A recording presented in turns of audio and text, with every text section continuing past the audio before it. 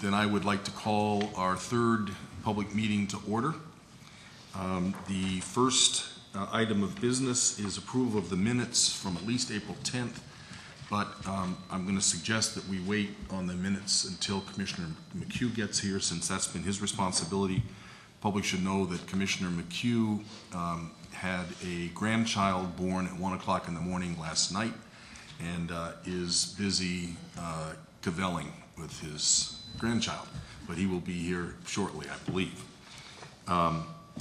So let's move on to item number 3, and we have a whole bunch of items there, starting out with the search for an executive director of the Gaming Commission, and within that we incorporated also the search for the idea of getting an acting ED, which the legislation authorizes us to do. Commissioner Stebbins has been taking the lead on that. Commissioner, do you want to sort of give us an update?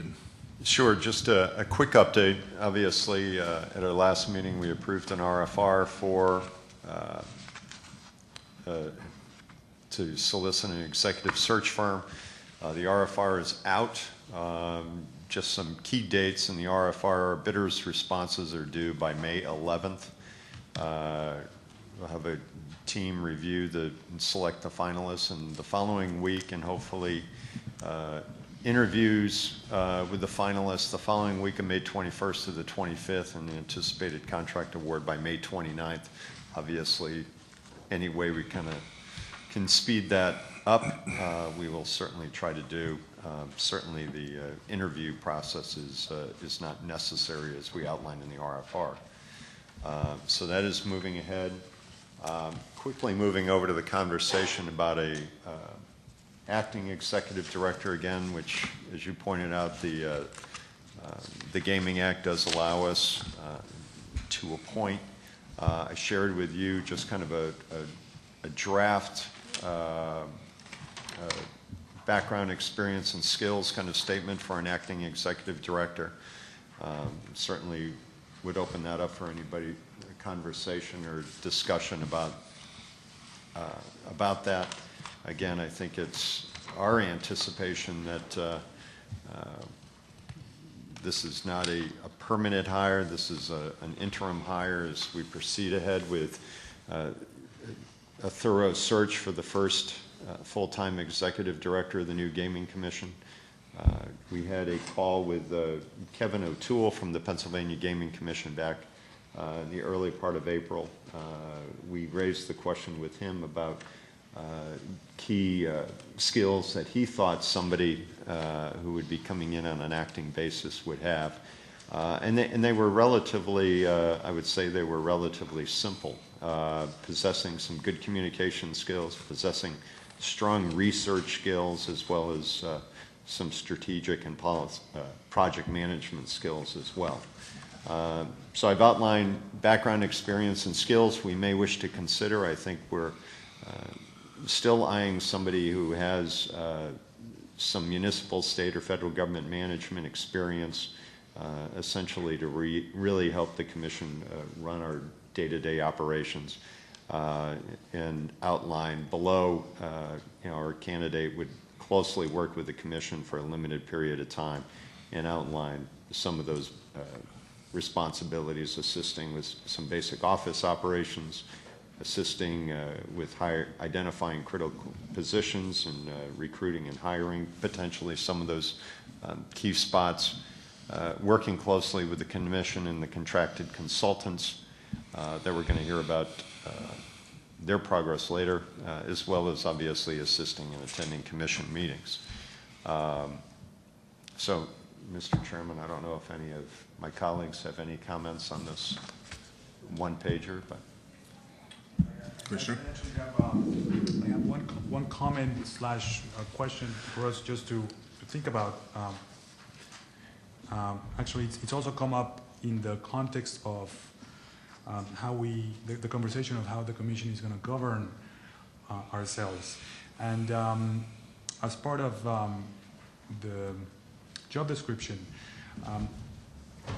do we need to clarify or think about any reporting? Excuse me one sec, Commissioner. How's the grandkid, Commissioner? It's great. Sorry, I'm sorry to be late, but it's my only chance to see her. Congratulations, Yeah. that's great. Sorry. Some things are more important than others. If an acting executive director, if we have given any thought relative to the reporting of that person to the commission as a whole, that's probably obvious.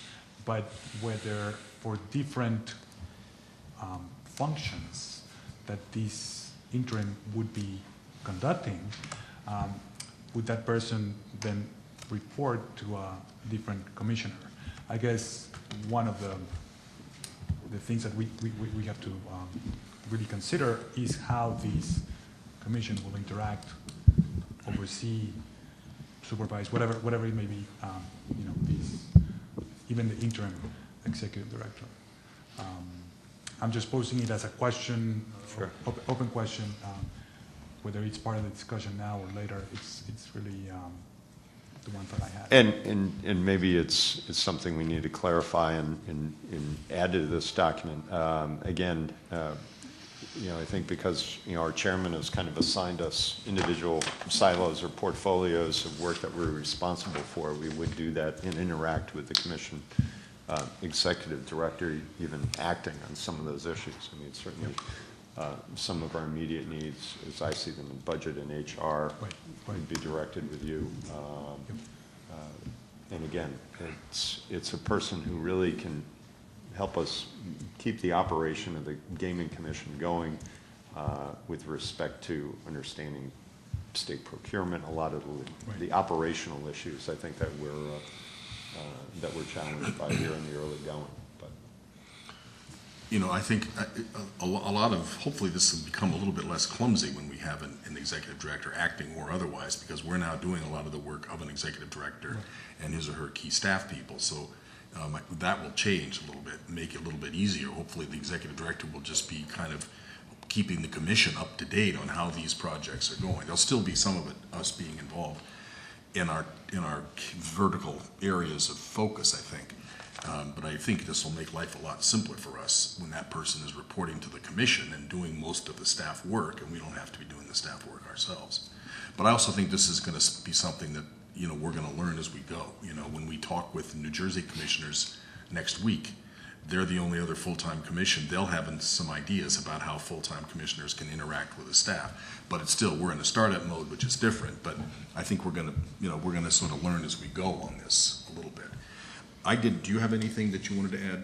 Yes, I just wanted to mention that I, rather than the gaming experience, which it may seem like that's what we need right away, but I in assessing our needs, I really do believe someone with the experience in state government understands the way procurement happens here in the Commonwealth, because things are different from state to state. So I think that in-state experience would be very useful for us right now, as opposed to someone especially in an interim position with that gaming experience. And I think we've certainly had a helping hand extended to us from a lot of other agencies, and I would get the sense that their timeline or interest in continuing to do that may begin to fade, but being able to have those resources and that experience in-house would be a big help. But I would say, I'm not sure if I exactly agree with Commissioner Cameron on this, because I would have added in gaming experience. If we can get somebody with gaming experience who also has these other skills, I think that would be all to the good, and we might as well try. And we do, as you're going to be talking about, we do have a candidate with gaming experience. I think it's a trade-off. In a perfect world, you'd have all these things. Now, we probably aren't going to get all these things, and so we're going to have to trade off what really matters the most. But I would at least have gaming experience on the list, and I would emphasize.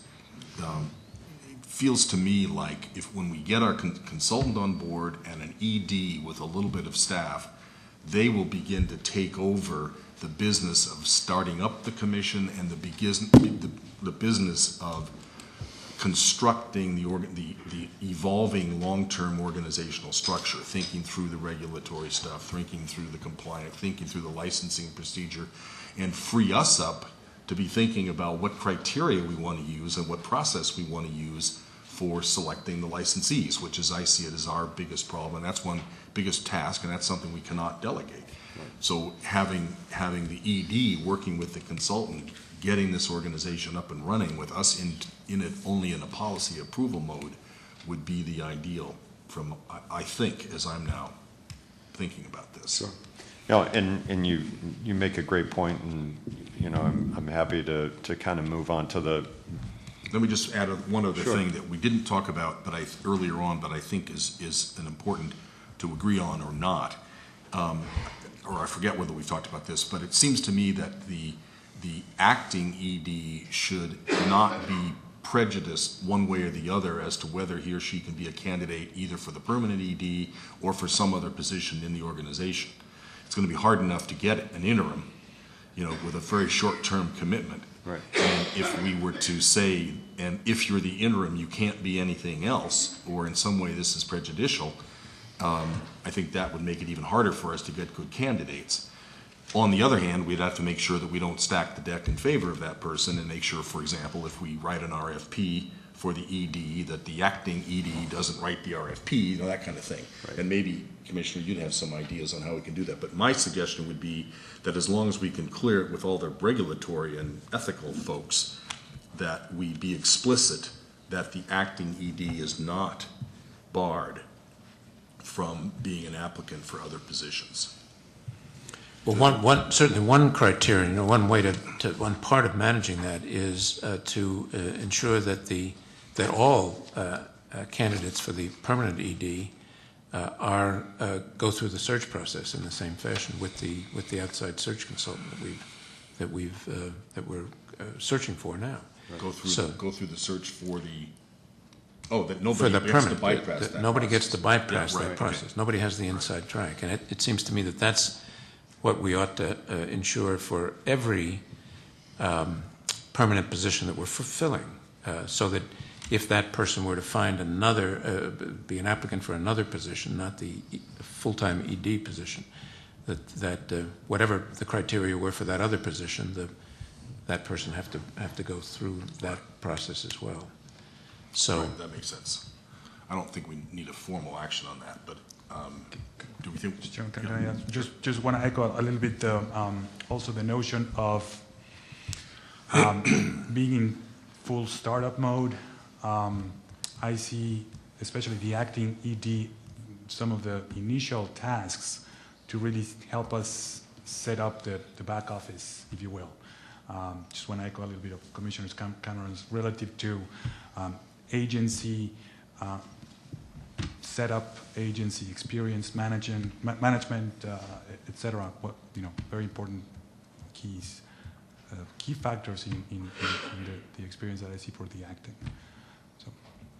Okay, great. We did receive a proposal, essentially from an individual. He is the former chairman of the Nevada State Gaming Control Board, Dennis Nylander. He's now in private law practice. He did extend a proposal to us to assist the commission on an interim basis. I think everybody received a copy of his information and his proposal.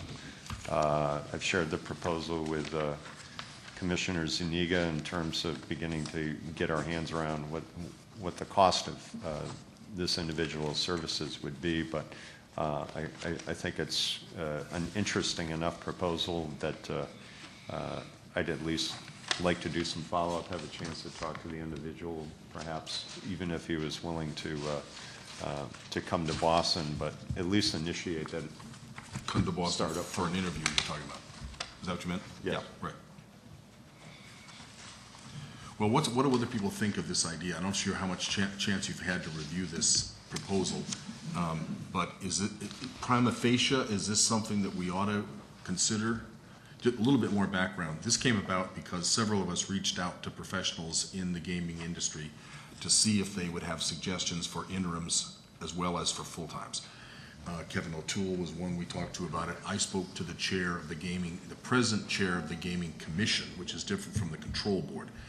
In Nevada, they have a bifurcated system. They have the Gaming Commission, which is sort of the policy-making body, and they have the control board, which runs everything.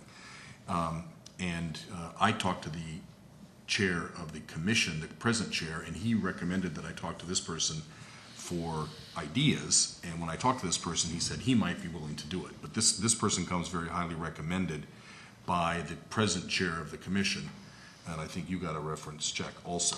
So assume the guy, for the sake of discussion, is good. We don't know for sure. We don't know very much about him except his resume. Assume the guy is good. Is this plausible? Does this prima facie something that we want to entertain? Or does this really not fit his kind of a part-time structure that we're thinking about? Yeah, please. Yeah, my reaction to this is that I'm looking at the things he would like to help us with, and those are exactly the things we've hired consultants to do for us. So I would think there would be a lot of overlap there, and I'm going to get back to my original point about knowing state government in Massachusetts and how critical that is to us at this point. I see this as someone who could have helped us as a consultant, but not as an executive director. As an interim executive. As an interim, Yeah, right. correct. Yeah, I think his structure, his location, his billing structure really lends itself a lot more for an advisory role, which may still be a fit here or not. We can talk about that. I also see the need of the back office, I want a term, the boots on the ground, who needs to do any number of establishing procedures, our manuals, our policies, hirings, etc., where we should draw on a lot of the expertise that I believe that is available here in Massachusetts. So the bottom line of that was? Agreeing with Commissioner Commissioner Cameron okay. that I think this person is there may be a role here, Right. but I don't see, as you referred to, is on a prima facie as an acting ED candidate. Not for what I have in mind of what we need on an interim ED. Commissioner, do you have I agree. It seems to me that we have the gaming consultants, we have the legal consultants. I want to talk about the latter in a minute. We're searching for an interim executive director, and I'm not certain how, and we need to put the pieces together here. Have the legal consultant and the gaming consultant and the executive director interact with each other in a constructive way so that we can build out the buildup. And I'm not sure how this gentleman fits into that, and it seems to me there's a fair amount of redundancy. On the other hand, there's a great deal of expertise, and it might well be worthwhile trying to figure out how we could take advantage of that expertise with a visit, a review of things that we're doing, a second set of eyes to look at how we're building things out that would be invaluable. But not as an on-the-ground operational component of our startup process. Let me suggest this. I haven't had a conversation with this gentleman. I'm more than happy to participate with another member of the commission in contacting him, have a conference call, I think lay out where we are and what our thoughts are on an interim executive director. Give him a broad overview of the other things that we have done to this point, I think, including the consultants that we are bringing on board. Mm-hmm. And just kind of walk through it with him and see if it's something he's interested in. Obviously, he's got Nevada experience, mm-hmm. Nevada state government experience, not Massachusetts government experience, but give him an idea of kind of what we're looking for, see if he wants to make any adjustments, or he may tell us at that point, you know, I'm not interested. That's really not where my line of work or my interest level lies. May I also point out, you know, perhaps within the next couple of weeks as well, after our forum of next week, and after additional conversations we'll have relative to, you know, looking at our consultants as they're developing the work plan that I know they are. We could revisit the notion of, you know, someone like him in whatever role. You know what I mean? Maybe we could be better informed in only a matter of a couple of weeks after these two things start to come to fruition. Yeah, I think my view has changed on this. I was pretty interested in this person, but I think I agree with the drift here. I think it might make sense. I did have a preliminary conversation with him. He knows what we're looking for. Okay. But maybe it makes sense to sort of have a presumption that it will not be this person for the reasons you all have said, not anything about him, but because of what we think are the higher priority of skills. But just for the record, you know, have you go ahead and have that conversation. You might learn something interesting anyway. I don't think I did emphasize the role that the consultants will be playing, and that's a material input to the conversation. Right. So I think we should take, you know, my takeaway from this, which we would just leave informal, I think, is that the presumption is the idea of using somebody from the outside who does not have Massachusetts experience is not the likely way to go, and that we double our efforts on local people. Does that make sense to everybody? Yes. As a sort of Yes. a consensus? Yeah. Okay. There are local people who have been intimately involved in the evolution of this legislation, some number of them, who also know a lot about state government, which I think is where we've sort of begun to focus on the local. I think we should really redouble our efforts on that. So I think we've got a consensus on that. Okay. You will go ahead and have that call. Absolutely. But as a sort of a last shot. Okay. And then on the ED, on the acting ED, I think the reason the legislation put that clause in there specifically said in the absence of a permanent ED, we had the authority to appoint an acting ED is precisely for this situation. There is invitation to us to truncate the process, which I think we should do, but we shouldn't eliminate the process. Right. So the line we have to walk, but we need somebody quickly, but we need to make sure that we're, you know, crossing our I's and dotting our T's, or the other way around, crossing our T's and dotting our I's in this process.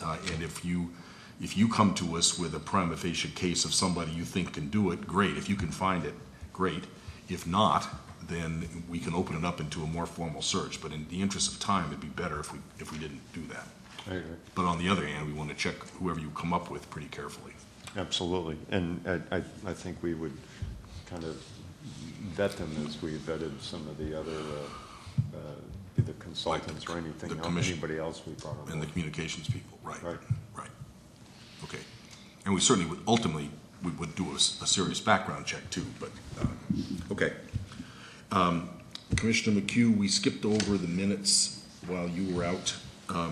It says on the agenda 10, but we also have, I think we have background information on 10 and 17. We do. April 17. We posted the April 17 minutes this morning, but let me first deal with the April 10 minutes, which were posted. This is the form that we're going to use in the future. We're going to, after each of these meetings, post a transcript of the meetings.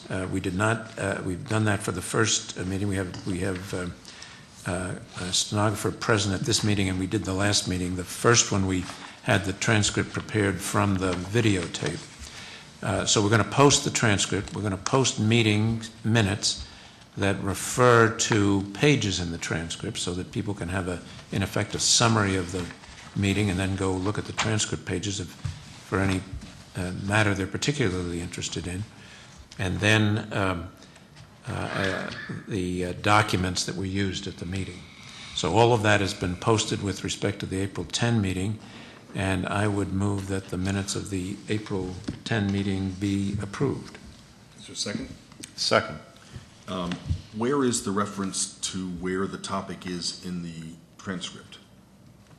That, you're looking at the agenda. Yeah. And in the minutes themselves, Oh, so we don't have the minutes in this. the minutes are not in this packet. The minutes were posted and Okay. distributed.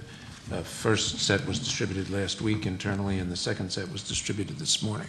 So but the reference is in the minutes at the end of each section. And we will most of the time, not last week, but most of the time also have the video posted as well. Right. As a second. Right.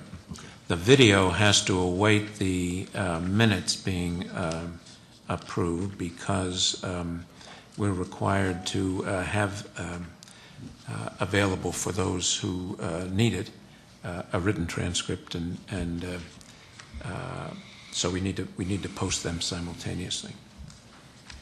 So that's the format that we'll use. Every Great. time we have a video, the video will be posted as well. Right, okay.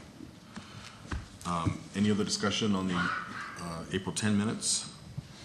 All in favor of adopting the minutes as posted, say aye. Aye.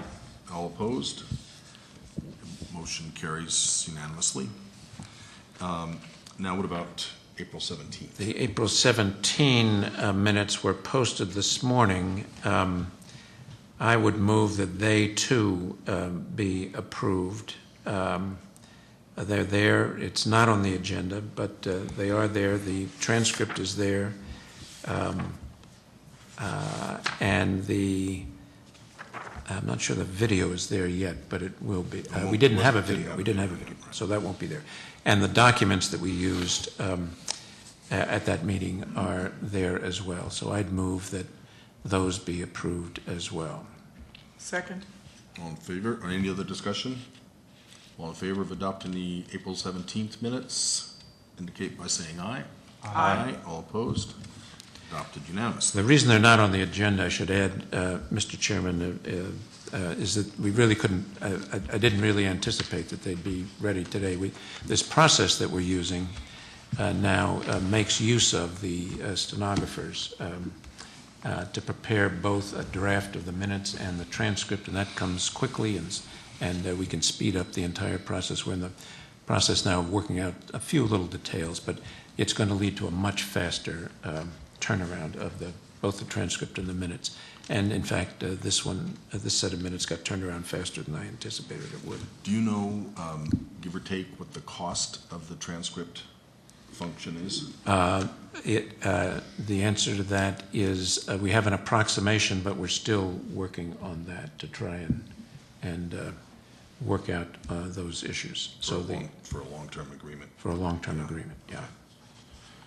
We need to have, I think, we need to have not only a simultaneous live streaming of these minutes, but a quick and accurate verbatim preservation of what we talk about here, as well as minutes which both serve as a summary and serve as an index so that people can get into the minutes quickly. That all of that goes to a package of accessibility that I think does us and the public and those who are interested in it well. So we're trying to work out a process that will streamline that, make it as automatic as we can. Does anybody disagree with that? I mean, we'll now have minutes, transcript, and I think we are committed to, and it looks like we're going to do the full video. Does anybody disagree that we're gilding the lily here? Well, just coming from a budget sort of financial perspective, and I know the streaming has an impact relative to where it's streaming from and where it is streaming from.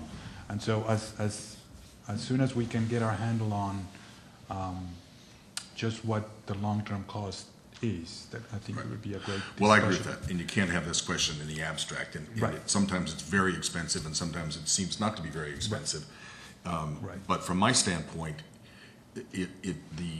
the symbolism of it, as well as the substance of it, that people across the Commonwealth can see this in real time and participate, everybody, as much as people who are here in person, the symbolism as well as the reality of that is a real material thing. And if we have relatively modest viewership at the outset, hopefully it will grow as we market this better and we start to do things.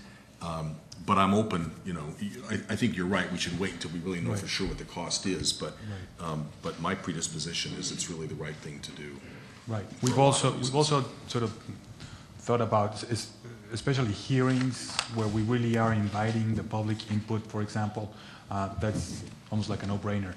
But if it's more of of an administrative or a procedural type of meeting, could we do away with them? But that's another question. It's a fair point, and it's something we ought to talk about. Right. And I'll be interested, hopefully, if anybody's out there watching, to send us your ideas. How significant is this? And I agree with you. In hearings, for sure, we'll do it. But our regular, non-public participation, public meetings, is a fair question. And may I just say one more thing? We could. Also, we should just, for the record, say that there's an alternative to the live streaming, which could be just taping and posting, within a couple of hours of the meeting.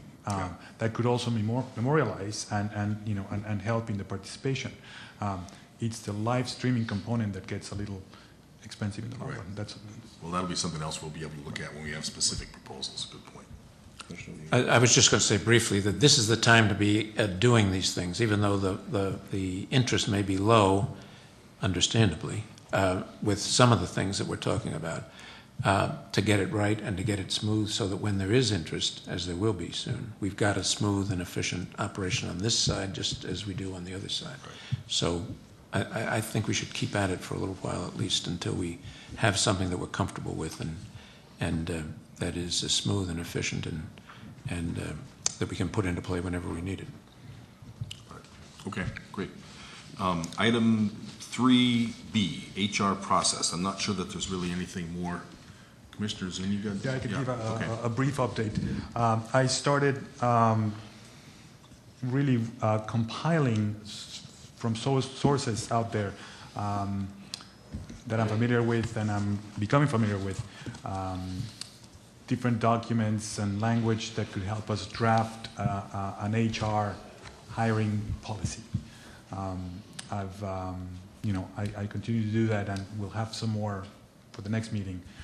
Hopefully, we can, have a working draft of those processes as we undertake major hirings. But great, that's pretty the update. Okay, great. Anything else on that?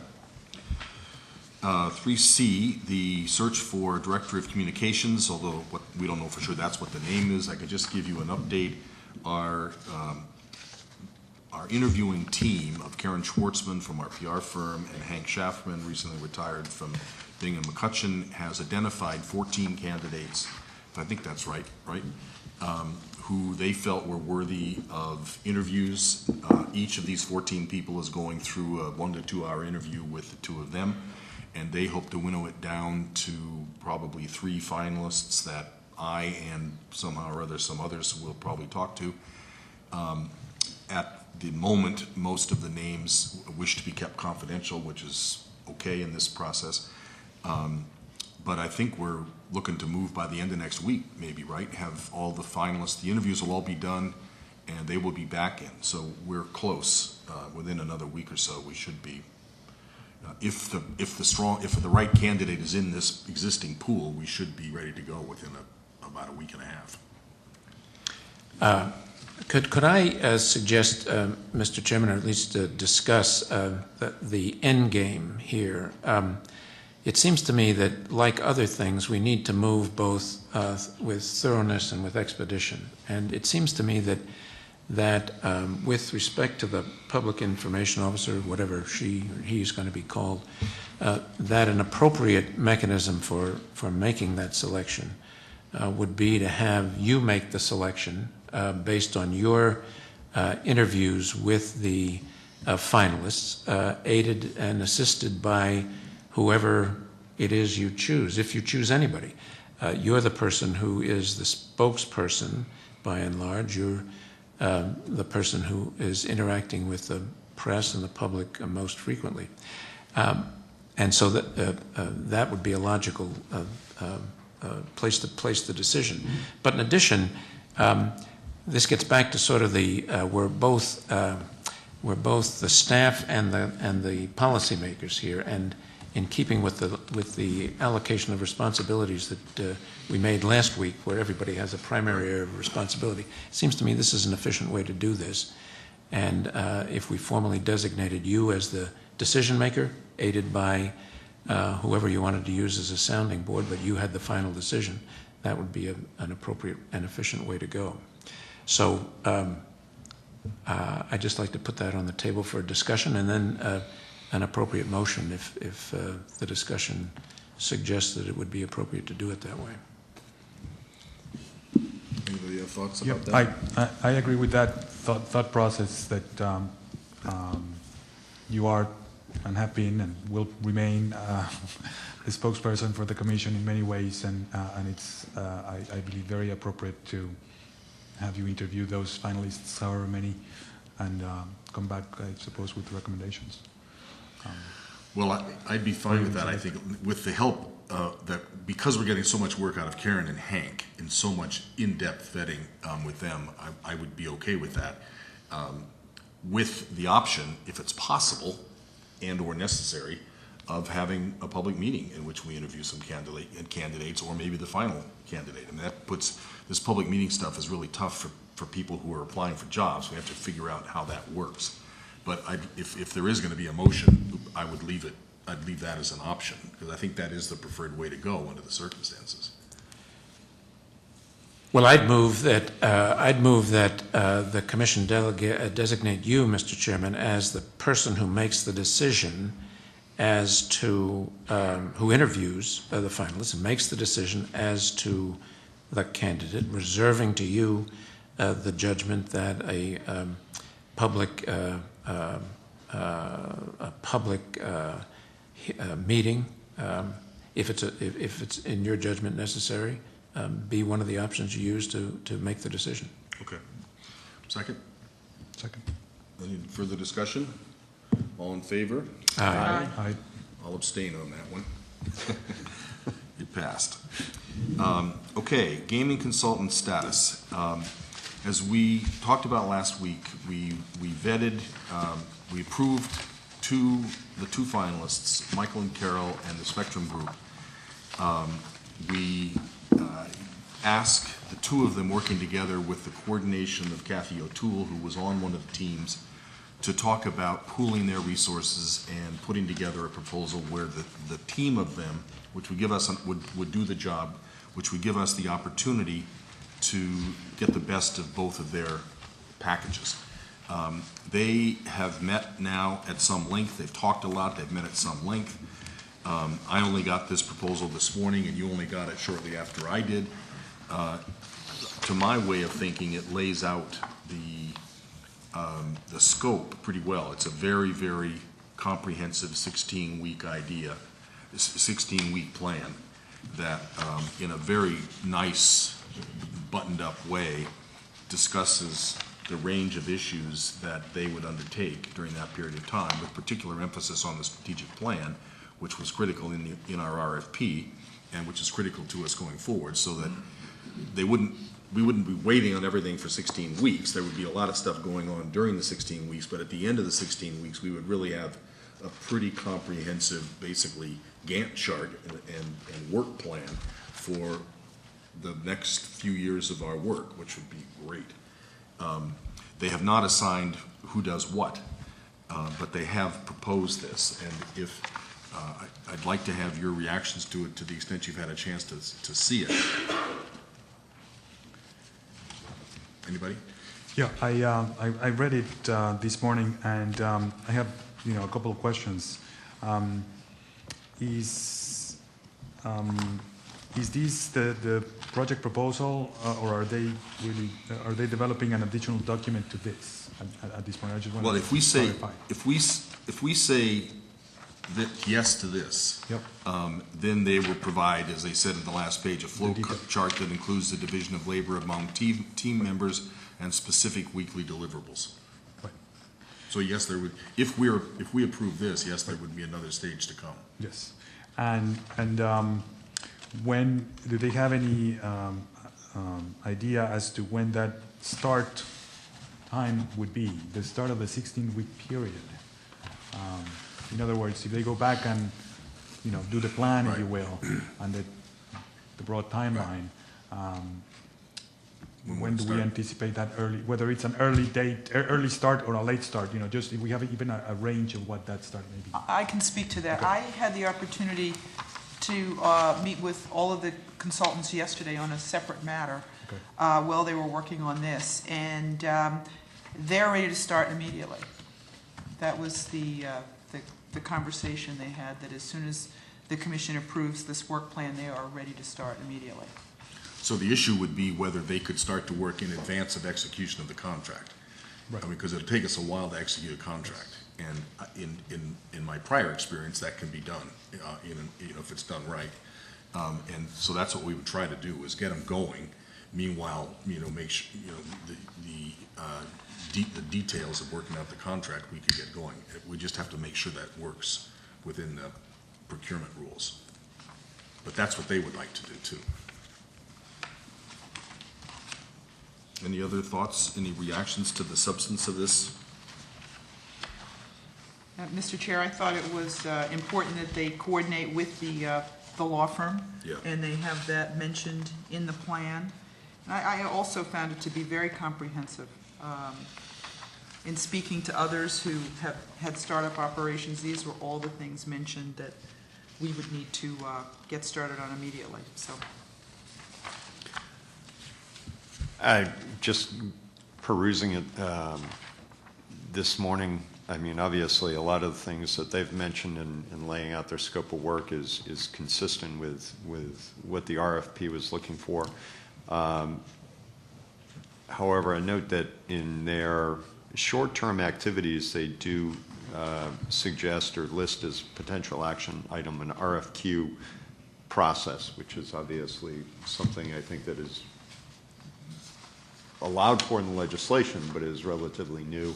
And they even say, to assess the suitability of operators, but the team and the commission will determine. So that's almost sounds like a subject for a separate discussion, even though some of these other things they can begin to initiate on their own. That sounds like something that would still involve the five of us having a conversation with them about what that RFQ process would entail. I don't think it's necessarily a bad step, but I think it's... In fact, this came up in our interviews when we were interviewing the finalists before we decided to, and I think it came up also at our public meeting. I didn't know anything about this, but their suggestion, and it's sort of in the legislation, I guess, but their suggestion was that you get a request for qualifications out there to anybody who says they're going to bid. And we do a preliminary sort of legal and financial vetting of these folks. Are you somebody who we can accept as a bidder?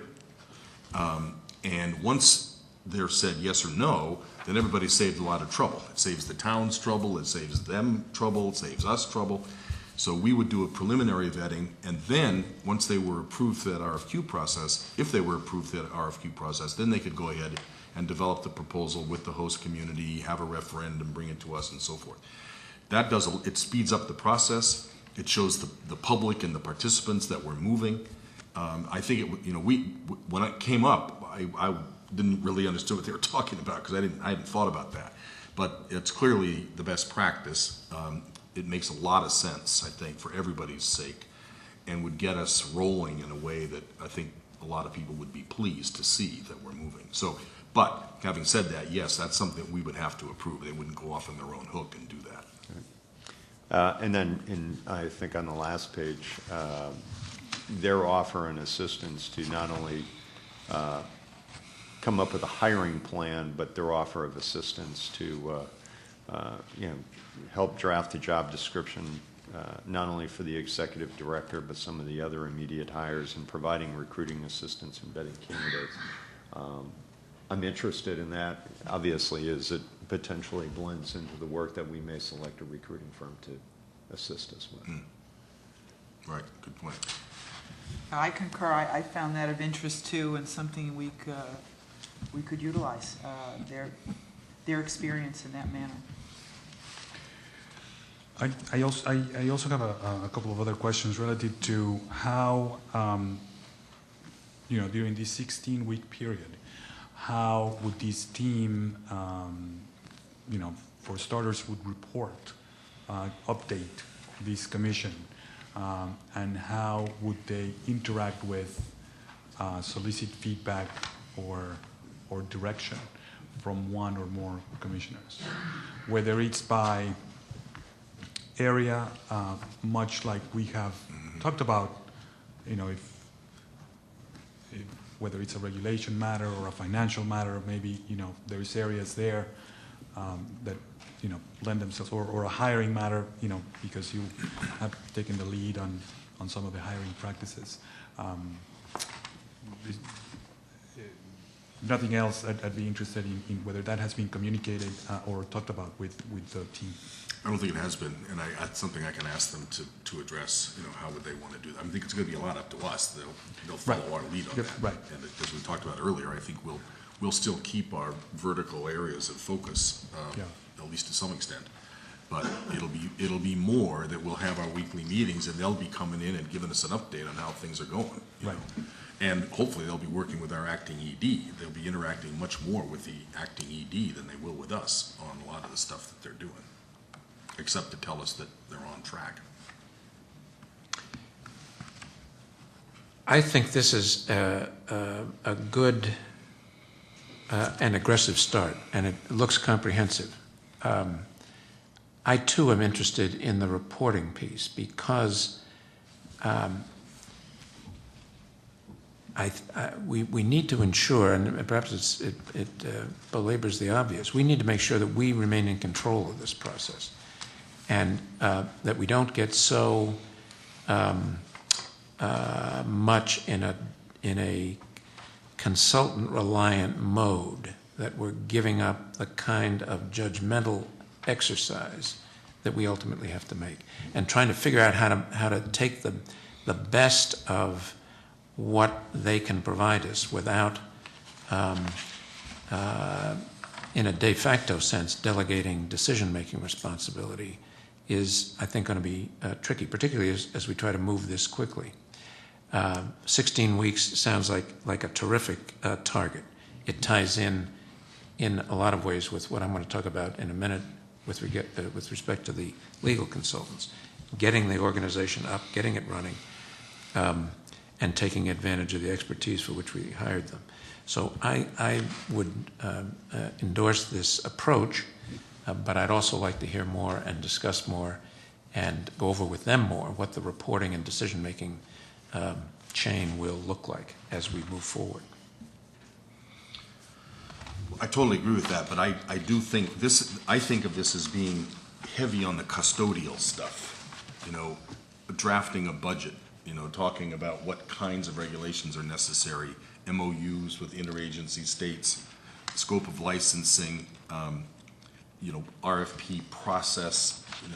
What I think of this as freeing us up to really focus to the maximum extent possible on the guts of the issues of who's going to do this and why. And I don't disagree with it, as long as it stays there, and as long as we are not going so far in a direction of delegating structure that we are unthinkingly or unknowingly or accidentally making substantive decisions, and that I think with some vigilance we won't happen. But I do think we need to think about that as we move forward and understand what they're doing and why they're doing it, and the reporting piece. So I think a good reporting piece will take care of all that. Good. And on that note, how it strikes me as the consultants given the go ahead, they can stuff up very quickly. They can they're very scalable, if you will. There's a nexus to how quickly we may be able to staff up to complement that process. I'm also curious as to how, in other words, what demands that puts on this commission in order to make that process interactive. to the extent that a lot of it falls on them, if you will, then we run that that risk of delegating wholesale. Does that make sense? I didn't quite get that. Well, I'm curious as to how what assumptions may be behind this 16-week plan relative of resources needed from this commission. Because if they have not assumed any resources are needed, just they could wholesale, assume that they will do most of it. If I can add to that point, something that is always what I'm thinking about are the operations pieces, and I like what they've said here, that there are many options that they will present to us. Right. So I feel like we're going to have total control of understanding the options and then making the decisions on what makes most sense for us and the other stakeholders involved. So they point that out in page 3 on ongoing operations. And I look at that as present the options, we'll explore the options and make the decisions that are best for us here. And that when we're talking about staffing, that means outsourcing and or hiring quickly. So I think those are the options we'll be deciding upon. Some of the options. I think all these things kind of relate. Your point about reporting, your point about not over delegating, your point about, Right. What they need from us, resources. I think that all sort of fits together. Right, And I think clarifying all that is important, and I will do that. Anything else on this? I think I was authorized at our last meeting to go ahead and negotiate with the consultants and to make bring either or both of them to a contractual obligation. So I don't think we need to do that again. As long as you feel like we're on the right track, then I will follow up with them, ask for help as needed, and see how quickly we can get this turned into the second phase of this proposal, which is the timeline, and get the work going. And I'll report back at latest next week. Okay. Commissioner McHugh, we are on to 3E, outside counsel. Yes, and this fits into the discussion we just concluded, Mr. Chairman. Included in the packet is a set of priorities from the outside counsel, Anderson and Krieger, based on my meeting with them the other day. At our last meeting, we had a series of priorities, and we left that meeting with an understanding that I'd circulate to you all that list again, and you'd indicate which of the areas you were responsible for, you were interested in being primarily responsible for. The idea here is to be able to proceed on a number of fronts at the same time so that we can condense the amount of time that it takes to get the basic legal structure in place for us to operate the commission. So this is a second iteration of that. Now, though all of you have indicated the areas that you're interested in being primarily responsible for, I think I've assigned 1 or 2, but otherwise those are the areas that you're interested in. The next step is to think about a overall timeline, at least for phase 1, and then to have you, those of you who are responsible for specific areas, find a time to meet with Anderson and Krieger, and I'll facilitate that so that you can get started with whatever it is that you need to do. The phase 1 activities are essentially as they were in the last iteration of this list: review and assessment of the Act, develop a policy on policies. What are we going to have in regulations? What are we going to have in policies? What are we going to have in other forms? Governance documents, how are we going to deal with public records, and the like. All of that is subject to what happens with respect to the State Racing Commission, and that has a priority that's yet to be determined based on the direction that we go. And some of these phase 1 priorities may have to give way if we assume responsibility for State Racing Commission activities on April 20th. But the overall date for Phase 1 completion, in my discussions with the lawyers, is between 30 and 45 days. These are the kinds of things that we need to do to get us up and running, to think about what the structure of the remaining things looks like. And so we'd like to really move on that. And within the Phase 1 activities, each of those parts will have a separate a target date that we can work out with them in individual conversations. So at the moment, and now the overlay on that is to assure that they work harmoniously with the gaming experts so that we have a consolidated plan going forward and that these timelines are consistent with those that the gaming consultants are aiming at as well, so that we can move those things forward. So I would, I'm not sure a formal motion is required at this point. I'd like to use this as our action plan for the legal work that we're developing. I'd like to assume that we can have a target date for the Phase 1 activities of about 30 to 45 days. And I'd like to assume that we can move forward and coordinate with the gaming consultants as part of their plan the way they interact with the lawyers. And that's basically the way I'd like to proceed.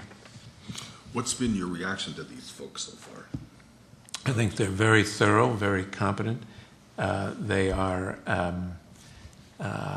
thoroughly familiar with all the kind of nitty-gritty detail that we need to know about. The public records law requirements, the open meeting law requirements. They're practical as well in devising strategies to deal with them. And I think they're doing a good job. Great.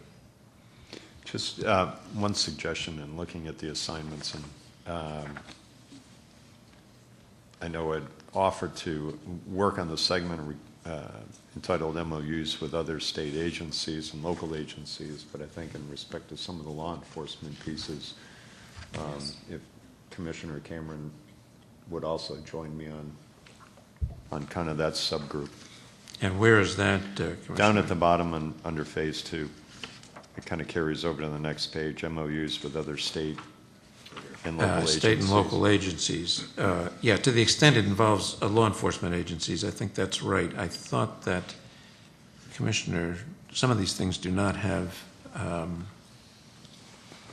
easy boundaries, but I think that's right. I think we should, I think that's absolutely right. So let me put Commissioner Cameron, with your permission, in there as well.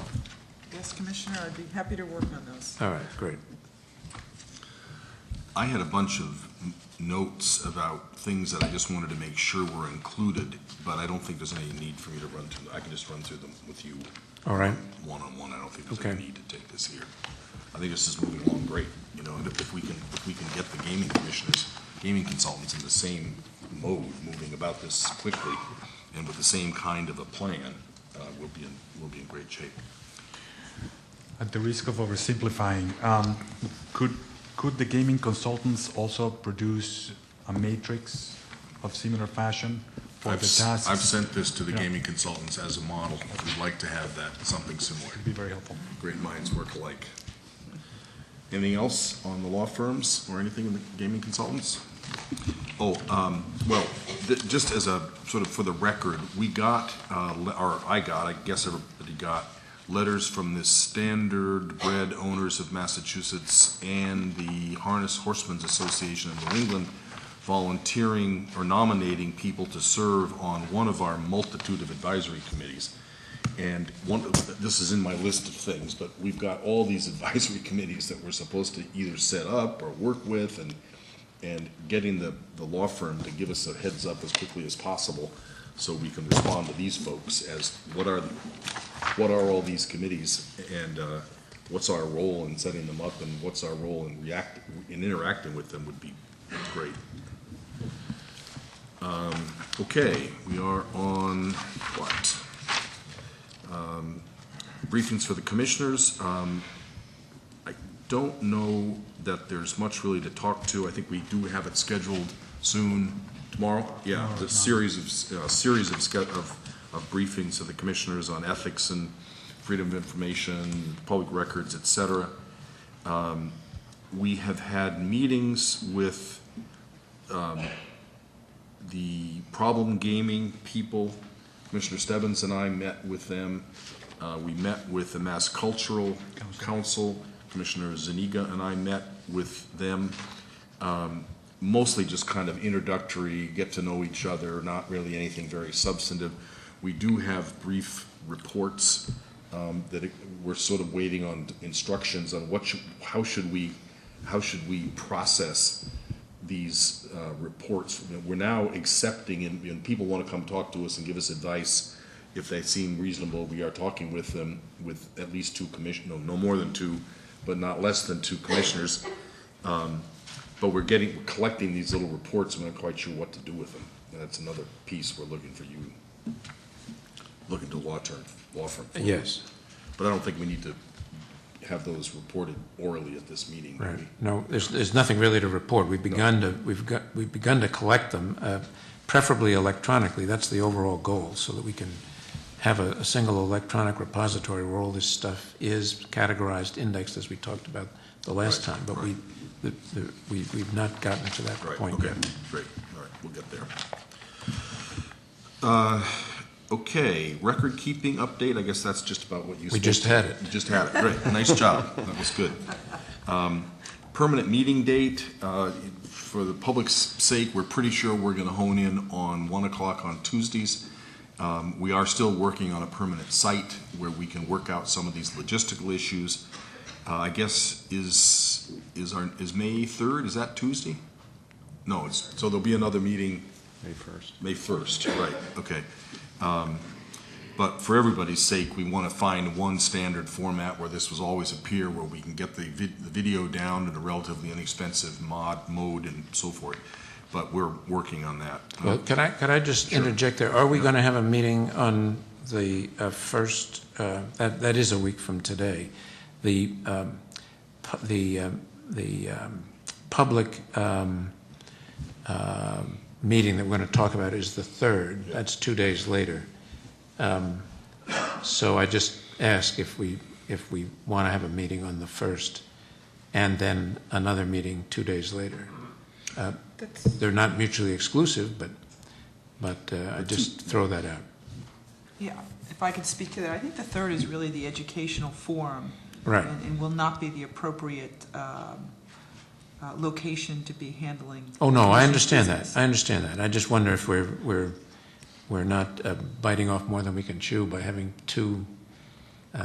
But I think we ought to presume that we can always cancel it, but we ought to presume we're going to have it. I think there will be some decisions that we need to be. I hope there'll be some decisions that we need to be talking about.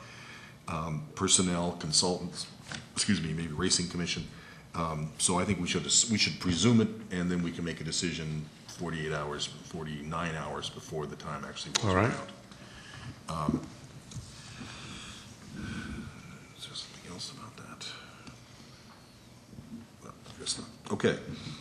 Item number 4, finance and budget update. Commissioner ZUNIGA. Yeah, thank you. I included in the packet this very rough draft of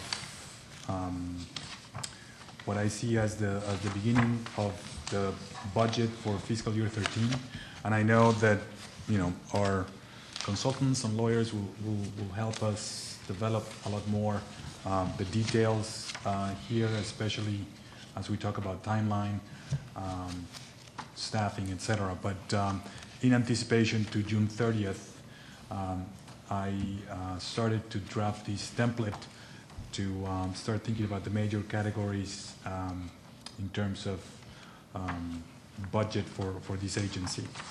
I will start reporting hopefully as early as next week on current expenditures as we incur them. We'll start getting reports out of Mars from the Comptroller's Office is helping us generate, and they've been helping us do the payments. you know, part of that is also going to be in the report. But I'd welcome feedback or discussion about the assumptions behind this, or I can just leave it as for your information at this point. This would not require any kind of motion at this time. For the public's sake, this agenda is for the fiscal year 13, Yes. starting July 1st July of next 1st. year. I mentioned June 30, July 1st, Right, of 2012. 2012. It is totally a draft, but it comes to about $7 million for the totality of our operations. Now, that could change by orders of magnitude, but that's what we're talking about at a very rough draft. I think the Spectrum and Michael and Carol are double counted. We have a $500,000 cap on that contract, and I think the two together come way above that. Okay. But I assume the worst-case scenario in which each cost proposal would runs over. no, each cost proposal, we're just adding them up Yeah. because we have both of them. I'm not sure we could do that, but Okay. maybe. But in any case, they could be extended and expanded. So, what is the assumption, just roughly, behind the new salaries? What have you assumed in terms of personnel? I assumed, currently we have 8 FTEs. Yeah. Yes. And I assumed commissioners that and 3 5 staff. commissioners, 3 staff. We would have 2 more, certainly by the beginning of the next fiscal year. Whether that's some staff and some communications director, et cetera. And then, so that's 10 permanent, sort of like as on day one. An additional 10 and a half, just the way that, Okay. came up, relative to people that start to come in sometime during the year. Perhaps a permanent ED for 60% of the time, because it takes us, between now and, 4 months into the new fiscal year to hire them. And there's a couple of other key positions at the management level, general counsel, CFO, IT director, that, all added them up, add up to 10 and a half additional FTEs. So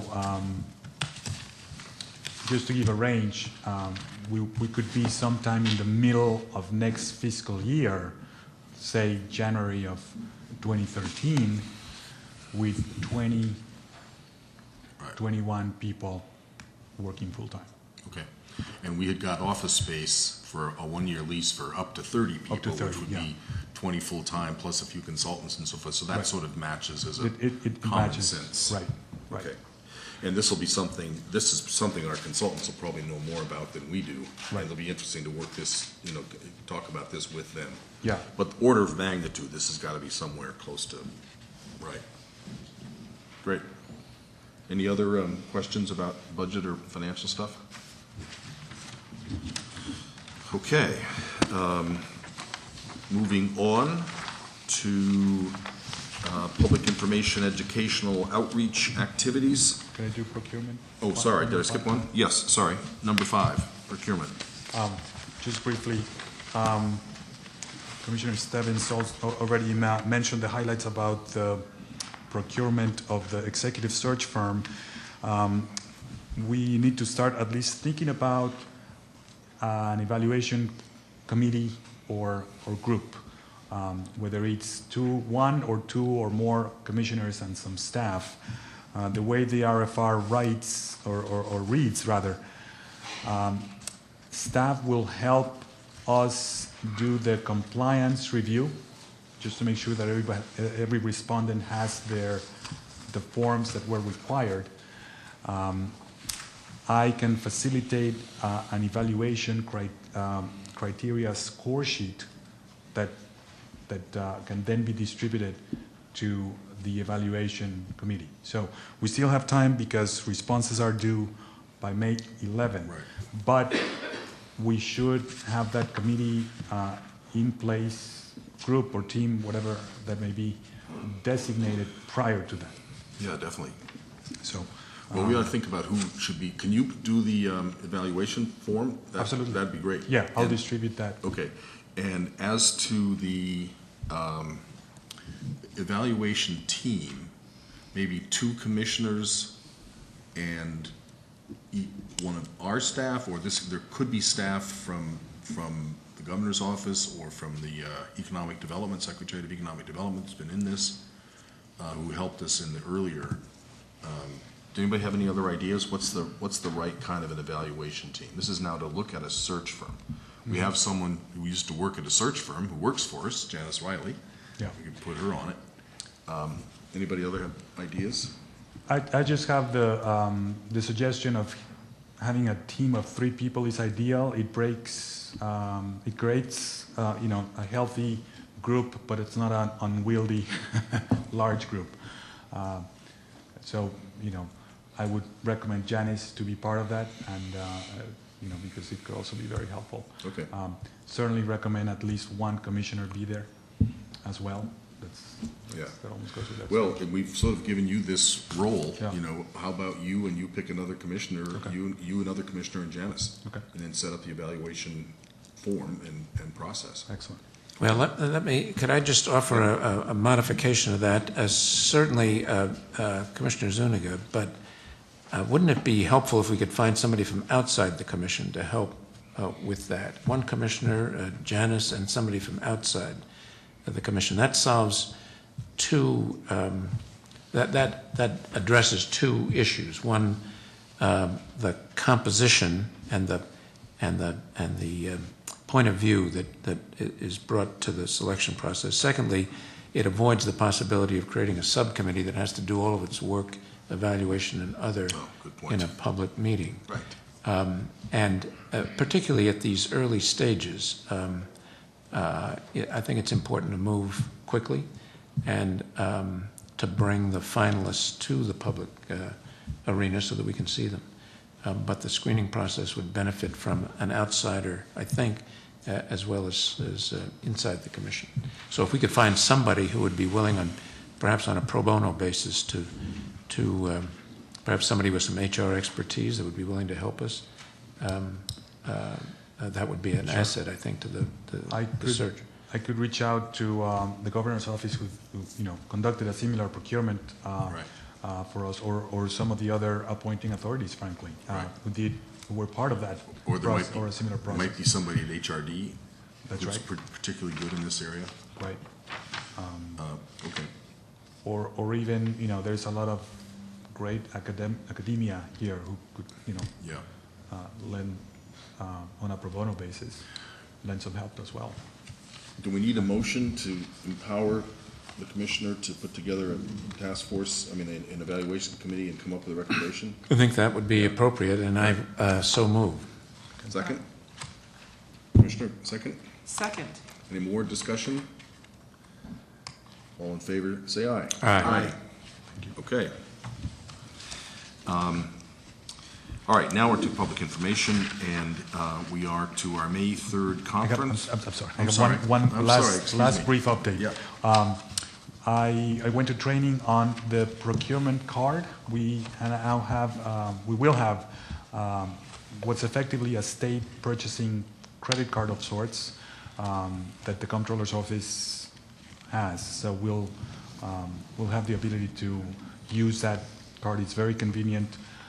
It complies with all the controls around purchasing, including tax exemption from the sales tax, and a lot of other financial controls embedded in that. Is this something that each of us will have one of? Or is this- That's the question. We have not. We can if we wanted.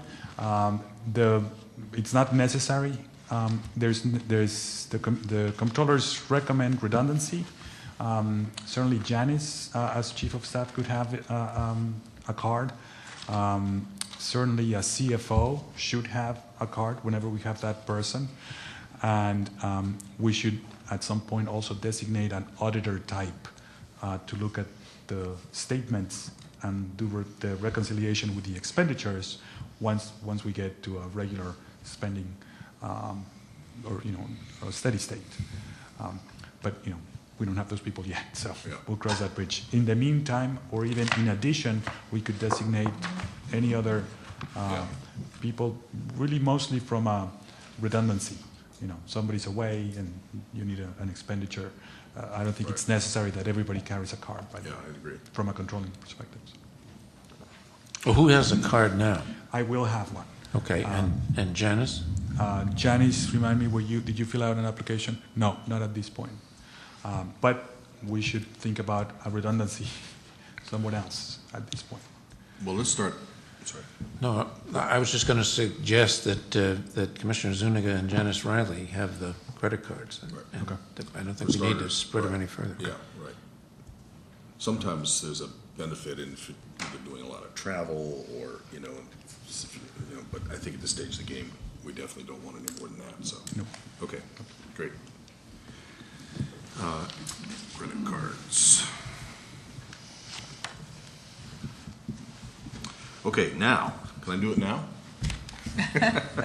All right, now our May 3rd conference, Commissioner Cameron has been honchoing this project. Thank you, Mr. Chair. I've included a draft agenda, and our educational forum conference is next Thursday, the 3rd of May. We're having it here at the Convention Center. Public can RSVP on the website. There's also a link on our website. So we do want the public to attend, but we would like to know that you're coming so we have some idea how many people. That's we should be always ready helpful for. when Right. planning, to know how Okay. many people will be attending. There's also a link when you come onto our website about questions in advance. So if there are questions that anyone may have in advance, they can be submitted, and we can address those at the forum that day. Just a brief overview of what we have planned. This all started as you bringing in subject matter experts to us rather than us, the commissioners, travel to many jurisdictions. We've assembled a team of subject matter experts, mostly from New Jersey and Pennsylvania. We relied heavily, as the chair pointed out earlier, on New Jersey because they are a full-time commission, and that is a model we would like to take a close look at since we also are a full-time commission. We are starting it out with the president of the American Gaming Association. He's coming in to speak to us to give some opening remarks.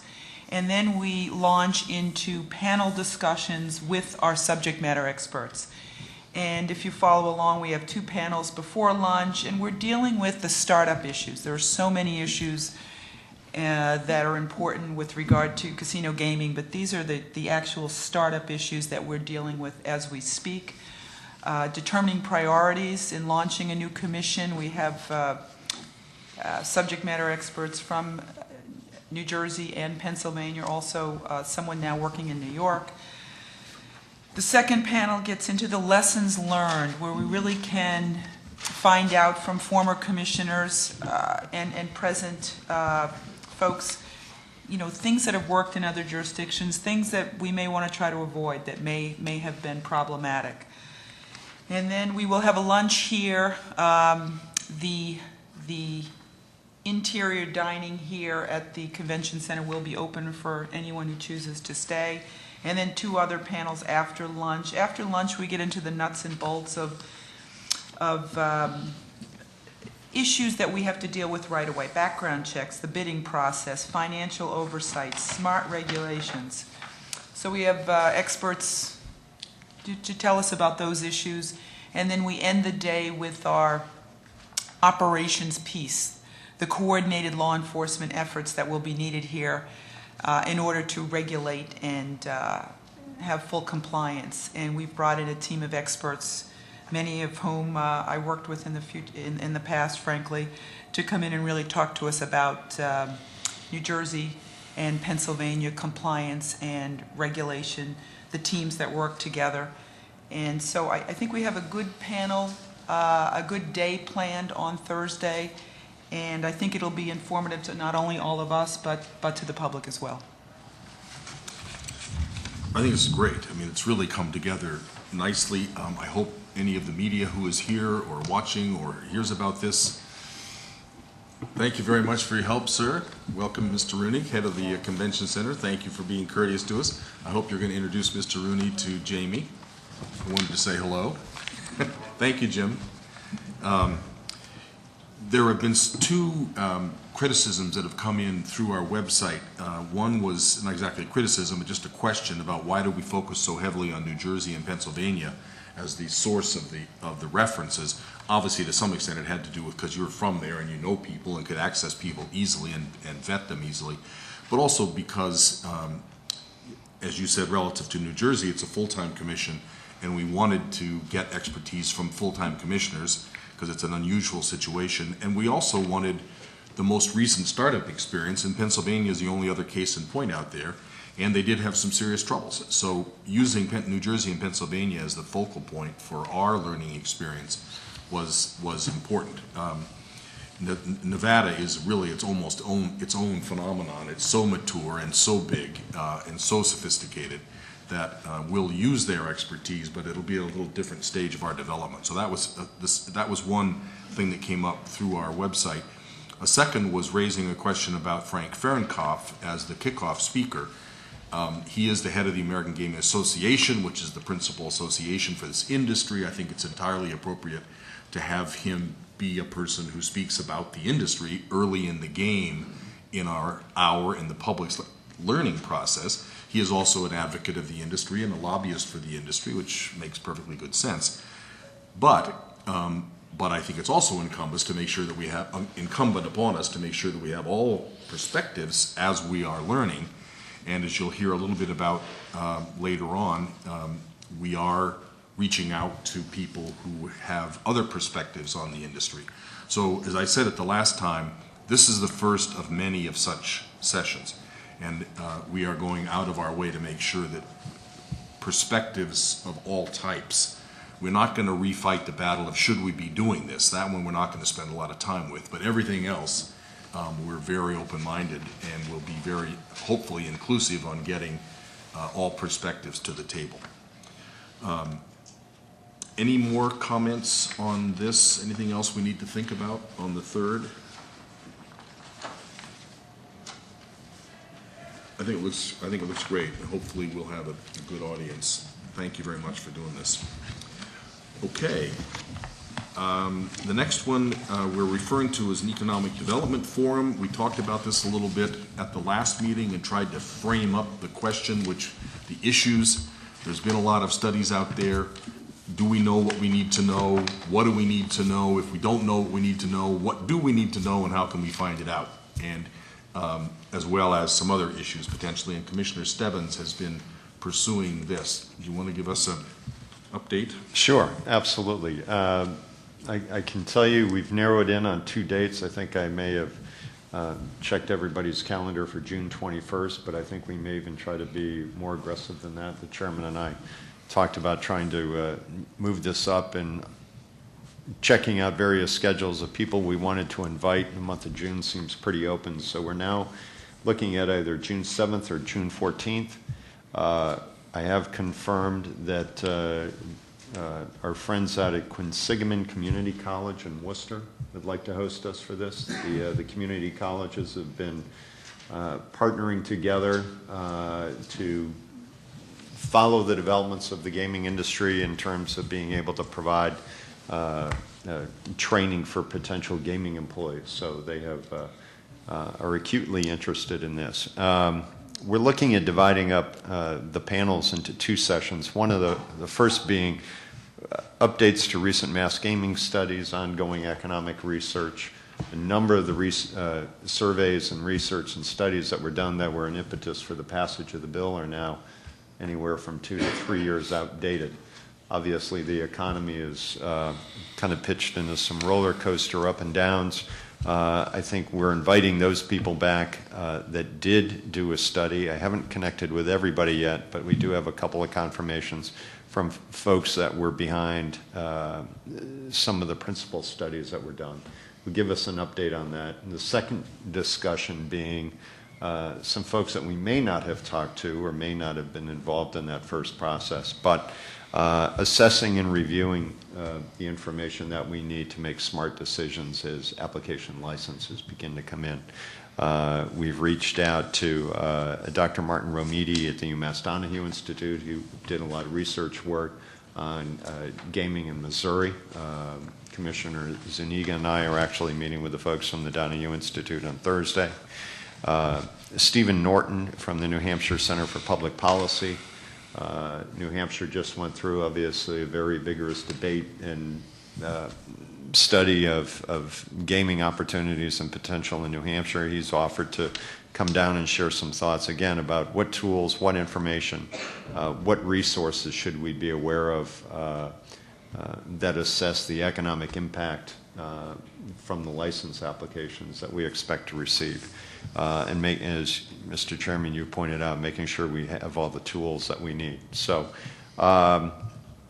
not as complete a day is our event on the 3rd, but again, I think it'll be a good conversation, a good public forum discussion on what's been done, any changes since the bill has been passed, or any changes since, with renewed available economic data, as well as looking at what should be some of the tools we need to have on hand to make our thoughtful decision process. Thoughts or reactions? We had talked about maybe doing the issues of mitigation and problem gambling at the same time if we had time. What's your thought on that at this point? I think that my viewpoint is there could be a strong session. I think there are so many pieces of, so many components of people interested in the mitigation efforts. We had some new information come in from another UMass entity about mitigation issues. I would actually suggest setting that aside and doing a separate forum on that. We did have the meeting with the Compulsive Gambling Alliance. We know that there are other groups and individuals out there who we're just getting around to talking to, but I would think that would precipitate being a public education forum in its own right. The two of them, those two topics together, they're sort of related. Is that? Yes. The two together. Okay. Yes. Well, maybe we ought to think about. I'd hate to wait until if we do it after, if we use your date, well, the 7th or the 14th or the 21st, anywhere in there. I'd hate to wait for another month, to get to the next one. Then we get into July, August, which is a tough time. I think we ought to think about. It seems to me that, but I'm not sure I'm right about this. So just, off the top of my head, it seems to me that the issues of community mitigation, broad-based community mitigation, saving the local venues, the entertainment venues, never mind traffic and all that, and the issues of compulsive gambling are very much on a lot of people's minds. They are topics that we want to know more than we already know about.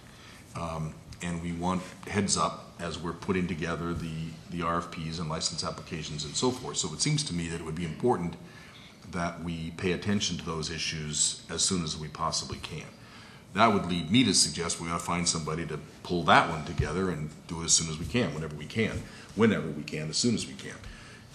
What do you all think? Do you agree with that? Can we do it in later? Do you have a reaction to that? Anybody? I think those topics, and there may be others that are allied, are critically important, and that we really do need to spend a day dealing with them. And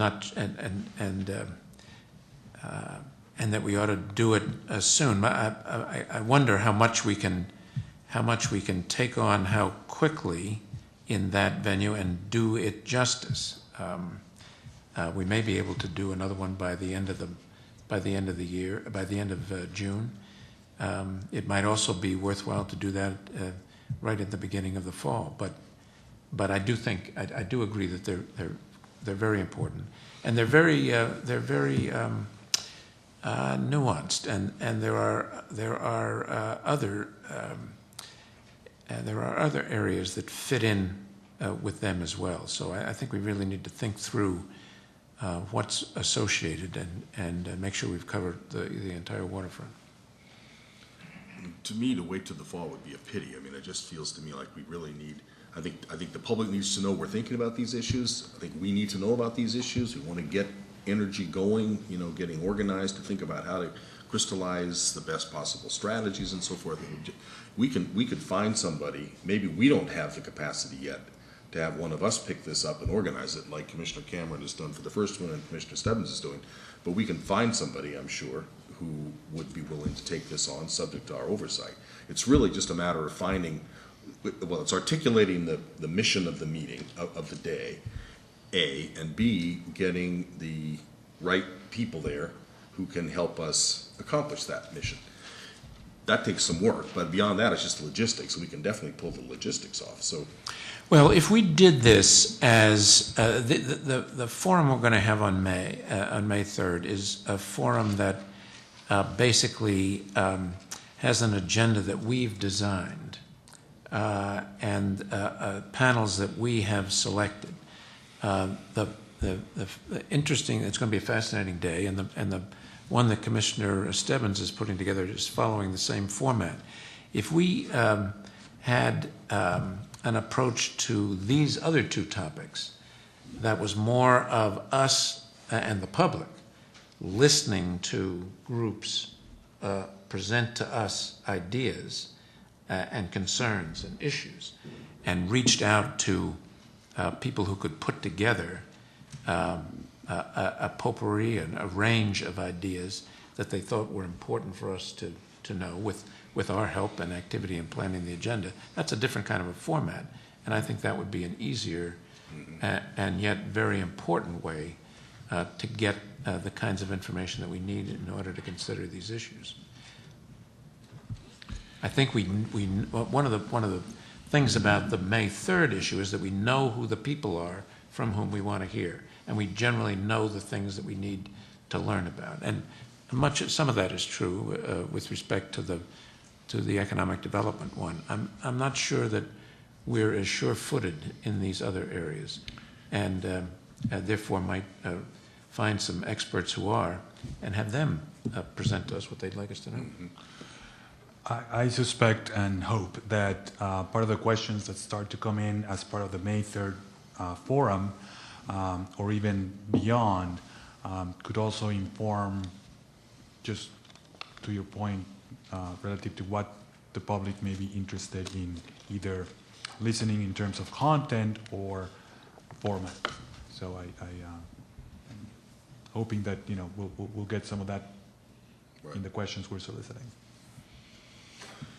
well, if you're okay with it, I'll take a step or two to see whether we can get our arms around this and get something going. And, see if we can find a few people, find a person or two who could be the point people who would coordinate it. Yeah. And then get some ideas and, talk as quickly as we can in the next week or so about whether we think we can pull something together and when, and see what everybody thinks. Is that all right? Yeah. Okay.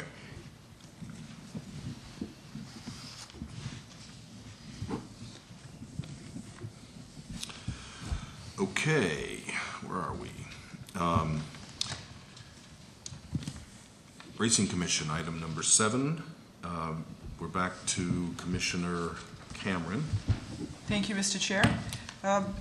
We are continuing to take steps towards a smooth transition for the Gaming Commission to incorporate racing oversight. As was mentioned in an earlier meeting, we do have an RFR for a racing expert to assess the operations, and that has gone out to 4 qualified vendors, and we expect responses by the end of this week. And we didn't give an exact date, but we do expect responses this week. We continue to have conversations with the responsible parties from state, state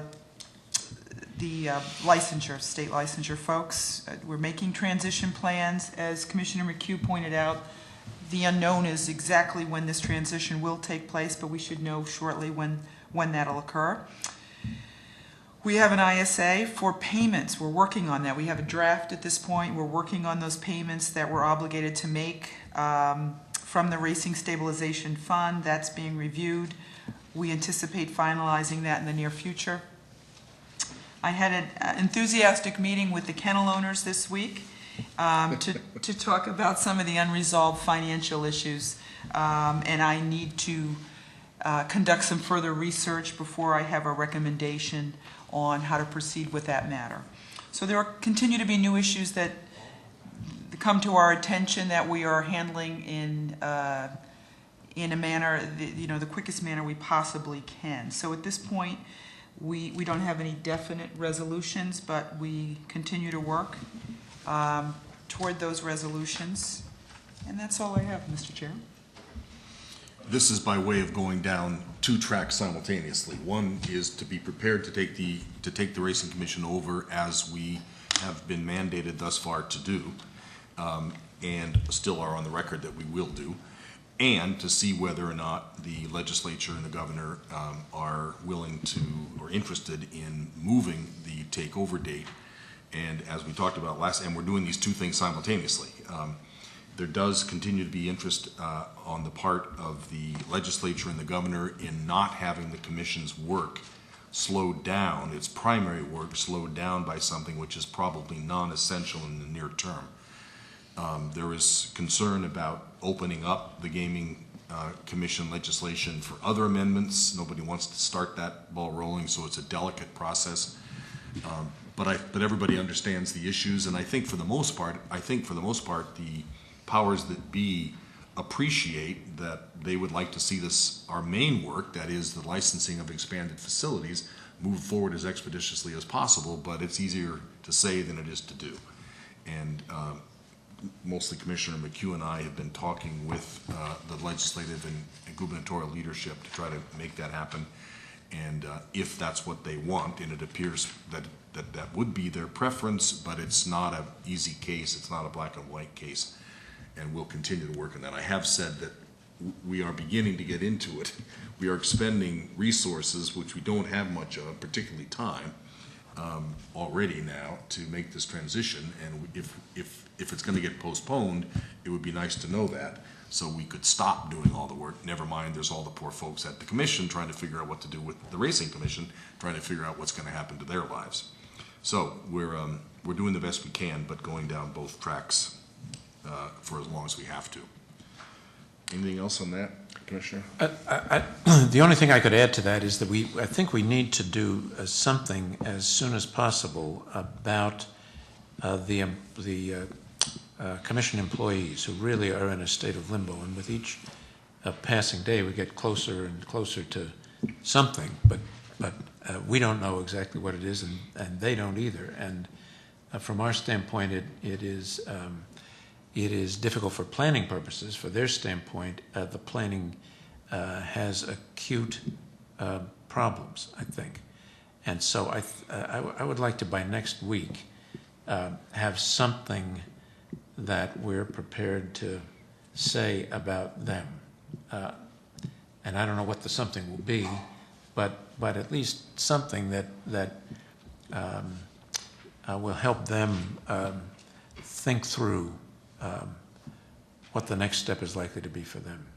It's necessarily vague, and I wish I could be more concrete, but we need to be able to say something soon, I think. Well, the employees, there are full-time employees and there are part-time consultant employees who work for the Racing Commission, and hopefully they're aware of the fact that we've been wrestling with this, trying to figure out what can we do on their behalf. Doug, you're familiar with this. But I think that if the takeover is postponed, then things will continue for those employees as it has. There won't be any changes. It will just go. Everything will continue as it is. So whatever state that is, good, bad, or indifferent for them, it will continue. If we take it over, I think it's been our sense that one of our concerns here is that we don't know very much about it. We don't know the substance. We don't know the people. We don't have a sense of whether we have too many, too few. We clearly are short on the leadership. There's no executive director. If we were going to get into this and really take responsibility, we would want to know what we were dealing with, and we would have to have an opportunity to get to know the personnel and make decisions whether these are the right people for carrying forward. But that's really not an exercise that we want to go through at this point. But so I would think that if we do take it over, the least that we would want would be some kind of provisional agreement to have the existing people continue to do their work for the most part through this racing season. There's just almost no possibility that we're going to make any kind of change through this racing season if we do end up taking it. So it may be that we can make some kind of a commitment that doesn't tie our hands forever, but that does give people at least some comfort that for at least X period of time, their lives would continue as they have. Is that? I think that is exactly the kind of thing we need to do. Right. And if we think about that perhaps for a week and then do it, I think Right. we both do something that's logical and give some people some assurance on the planning front that Is there anybody that they from the deserve. Racing Commission any employees from the Racing Commission out here? Or, yeah, Doug. I know Doug. Doug is. Okay. Well, anyway, please tell folks, it's modest help, I understand it, but we are trying to figure this out. But maybe you would be the best person, Commissioner, if you would be willing to talk with whoever you need to talk to see if we do take it over, what kind of assurances can we give to people for at least a period of time certain? Because the law as it stands now, they lose their jobs, as I understand it. And they have the opportunity to be rehired with us, and they get a sort of a preference, but they don't have any guarantees. And if we're pretty much clear that if this happens, we would want them to stay in at least some provisional position. Pardon? When you're done, I'll speak to you. Okay. Oh, I'm sorry. If you already know this, good. But okay. Well, why don't you jump right in? Maybe you've already talked about Yeah, this. Sorry. in the meetings I've had, okay, sorry. those are the exact conversations we've had.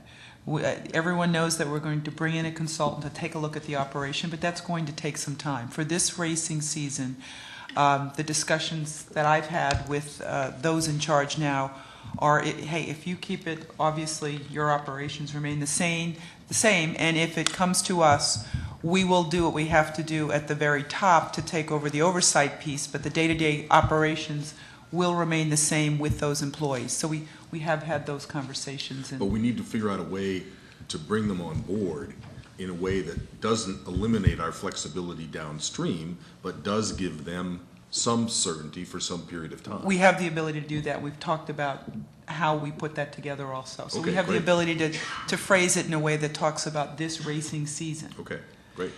And you know, there's also just a minor point, which goes right along those points made. There are contract employees currently, and those I venture that is very straightforward to extend contracts for Right. whatever period of time. Really, you know, what we should explore and continue is relative to the permanent employees who, as you say, technically lose their job and may be rehired with some preference. Whether anything interim can be Right. devised or not, Right. that we need to. Well, okay, that's great. I apologize that you were already on top of this, but if you guys could figure that out in a formal way so that we can actually get our arms around it and that we will know what we're buying into and these folks will know what they're getting in specific, that would be great. We have a meeting on Friday, and we'll address that directly. Okay, all right, great. Anything else on the Racing Commission issues? Meet that, everything? Okay. Quick question, is there any operational challenges we're coming up with respect to commissioners themselves of the Mass Racing Commission, I guess, and their responsibility for doing any of the hearings, et cetera? Oh, go ahead. Well, what we're talking about is using the folks now from licensure to continue doing hearings until we can hire the appropriate staff to do so. So we're making those contingency plans now.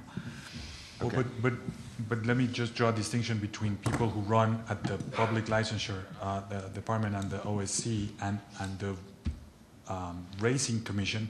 That ceases to exist. If we take it over. Right. Well, and then there's a couple of commissioners who are already leaving. So whether we take it over or not, you know, there would be some question there. So if we don't take it over, Right. the governor would need to appoint at least one more commissioner, so there was a viable commission, right?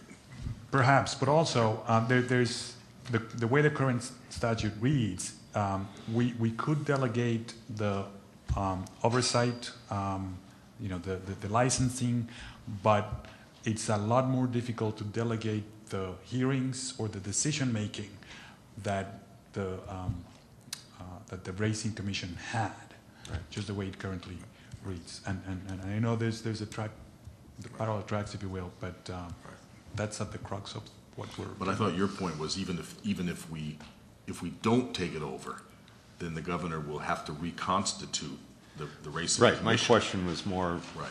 the commissioners themselves, knowing that I think there was one vacancy and there's one person leaving, how do they continue to function or not function, either scenario, whether Okay. we get a delay or whether we are able to incorporate an agreement with them? How do they continue to function? I guess it was more just a general question. Well, the original thought was with the gaming commission taking it over, they would not continue to function. Correct. We would Okay. take those oversight functions, Right. which would mean the appropriate staff to assist us in doing that. Okay. What's the timeline on the RFP for the consultant, the racing consultant? We expect them by the end of this week, the close. responses, and we should be prepared to make a decision on that by next week. Great. Okay.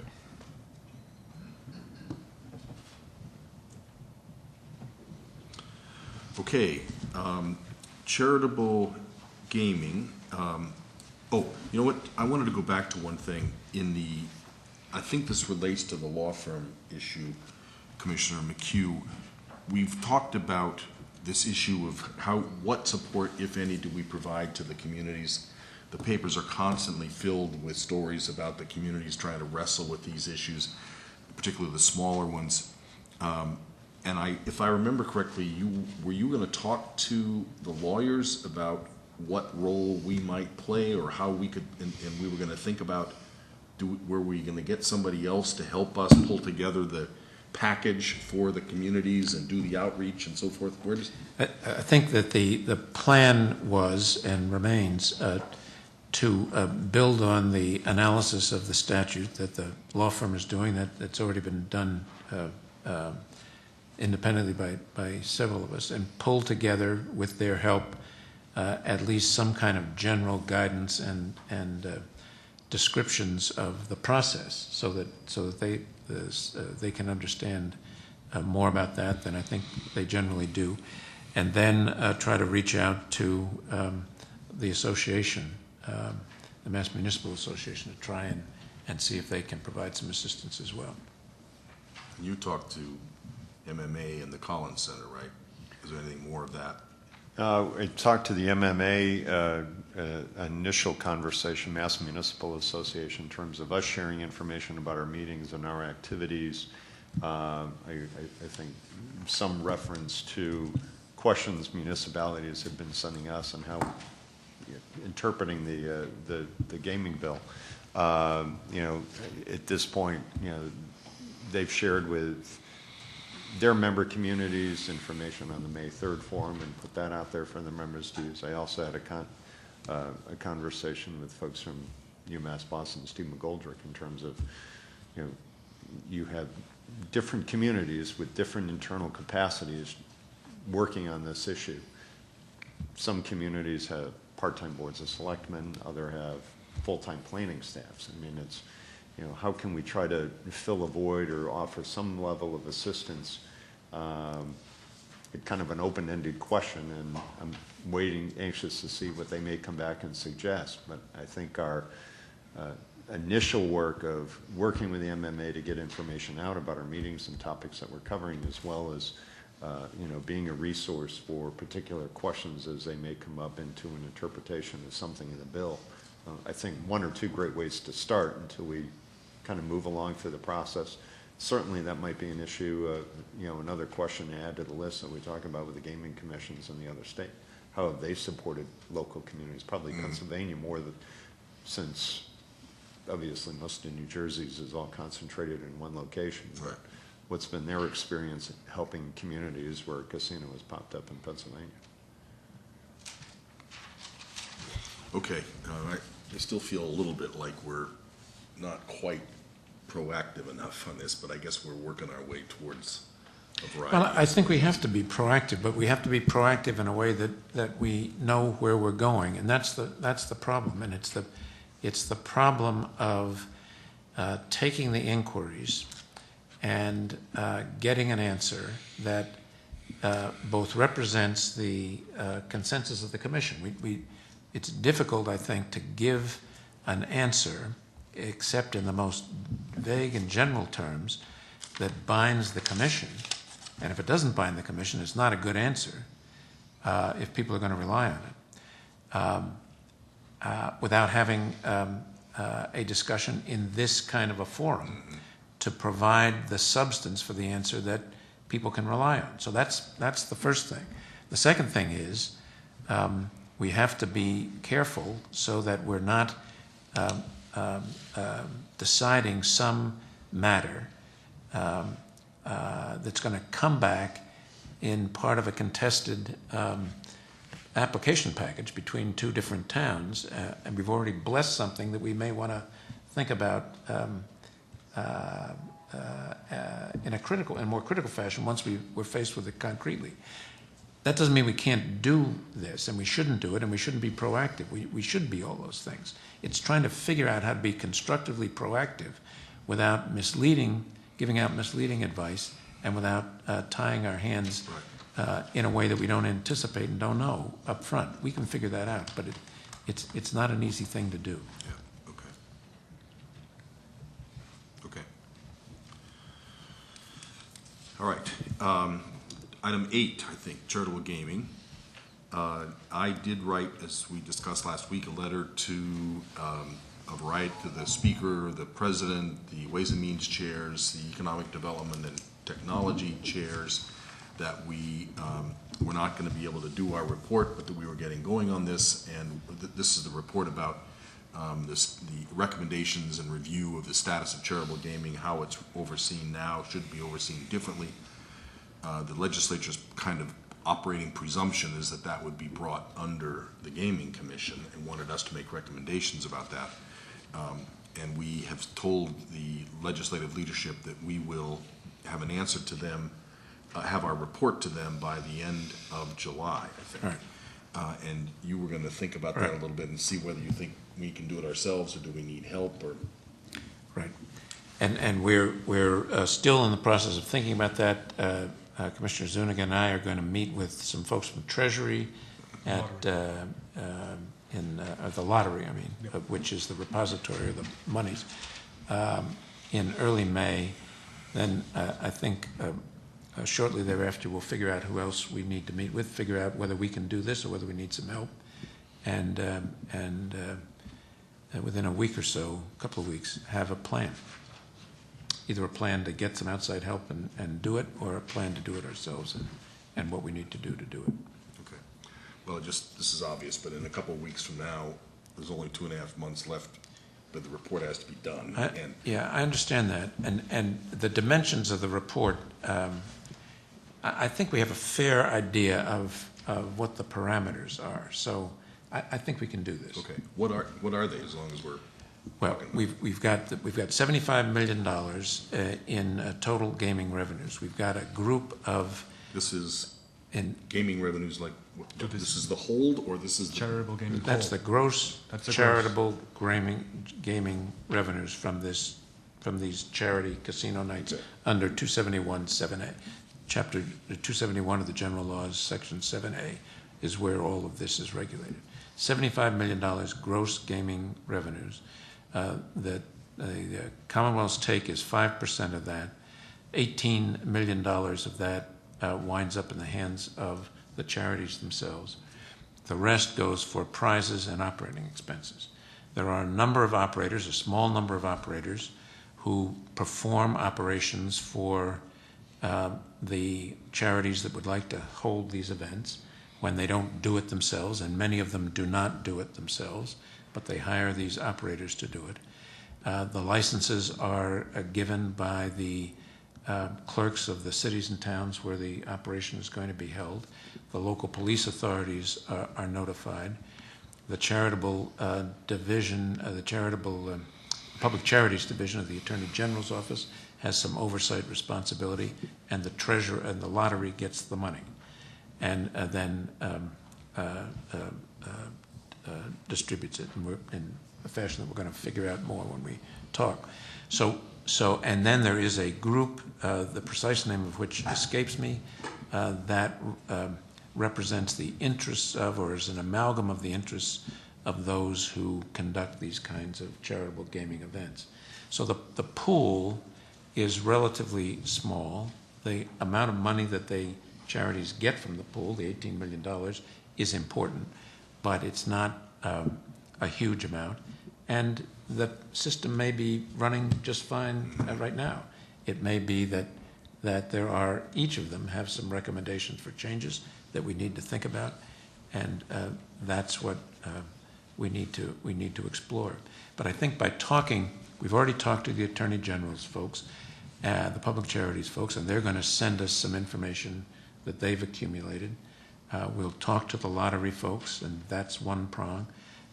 We'll talk to the association that represents these charitable groups, and we'll talk to an association that represents the town clerks, and have at that point a pretty good idea of what the dimensions of the problem and issues are. But it doesn't seem to me that they're going to be unmanageably complex.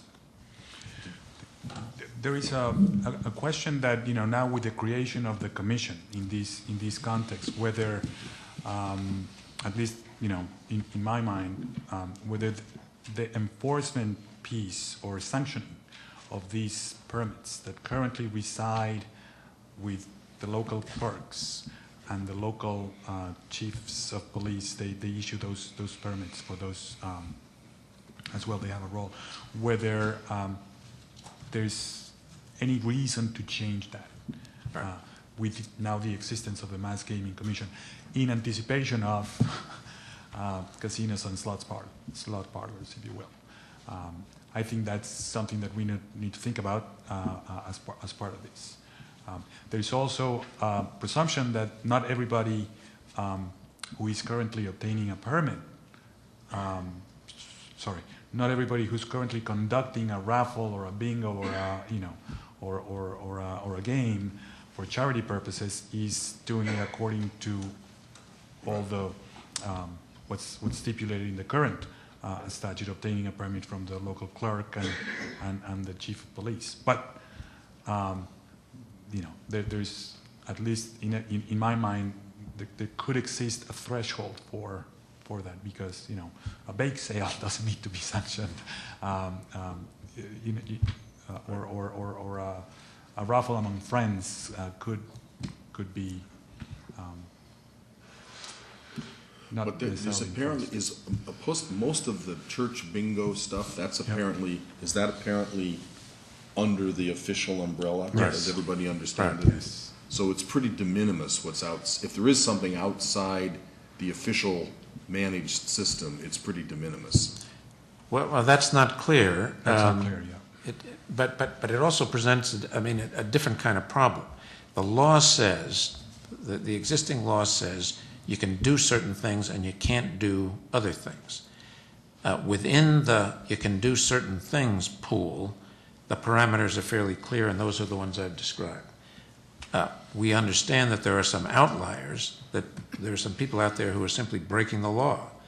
And that's not so much a policy issue as it is an enforcement issue. And whether there's an appetite for enforcement is a different question. Right. And I think we'll leave this with the AG. that's exactly where I think it can be most efficiently handled, that piece, the pure enforcement piece. Because no matter what we suggest about changing the law, we're still going to be creating a potential pool of people who are operating within the law, and there will be people who are operating without the law. And I don't think that we ought to take on at least presumptively, the task of rooting out evildoers and of making people conform to the laws that exist. Others are better equipped to do that. Do you have any experience in this with organized crime in New Jersey? Well, one of the things we had dealings with was the illegal slot machines that are somewhat rampant, at least in New Jersey, in private clubs. Gaming machines within private clubs, and it actually got to be problematic with some public officials who had to step aside or not be considered for positions because they were members of those clubs. So that's an area that I know that there's a lot of, there's illegal gambling going on in lots of jurisdictions. We didn't really keep track of illegal bingo or those kinds of events, but So it wasn't the big- but the gambling we did. Yeah. Well, that's a different issue, but just was curious Yeah, if the church bingo type thing was a big deal. Rises to the occasion. Yeah, okay. All right, great. Okay, 9 is interagency relations, and first of that is the internet gaming status. Commissioner Zuniga. Yeah, sure. We met with the Treasurer's Office on Friday. There is a online products task force that will meet sometime in May, to which I will be attending to participate in terms of listening and seeing the developments that that task force is looking at. Essentially, there has been a recent decision by the Department of Justice where that could open the door for state-sanctioned online products. There's a lottery component, and then there is also a online gaming, Poker and other. or poker, if you will. Now, there's a real recognition that if that came to Massachusetts, that would have to require a legislative action, clearly. But our own statute speaks to the need for this commission and the Treasurer's Office to coordinate and monitor these developments as internet or online products come to fruition. So the update is that we will be doing those coordination, those monitoring of those developments at this point. Yeah, and I think the most interesting part of the conversation, and this is something that we're going to need to think about a lot, was that we have 2 gambling supervisory agencies in Massachusetts. We have the Gaming Commission, who is doing nothing at the moment, and we have the lottery that's doing $4.5 billion at the moment, and is netting $1 billion for local aid. And the legislation said we're going to have 2. We didn't put them all together. You could argue they ought to all be together, but they aren't. They're 2 separate ones. What we don't want to get into is a turf fight between us about, we want to do that and we want to do the other thing. And, but there's only one big gaming pie. Nobody knows how big the gaming pie is. Nobody knows what the impact of casino gambling will be on the lottery, on what the slots will be, on the lottery will be on the slots, or vice versa, what internet gaming will do to any of this. So the principle that we went in there thinking was a really important principle is that the people on this task force and the leadership of the Gaming Commission and the leadership of the lottery look at this as one big industry or initiative within the Commonwealth, which has as one of its principal objectives to generate revenue for the Commonwealth.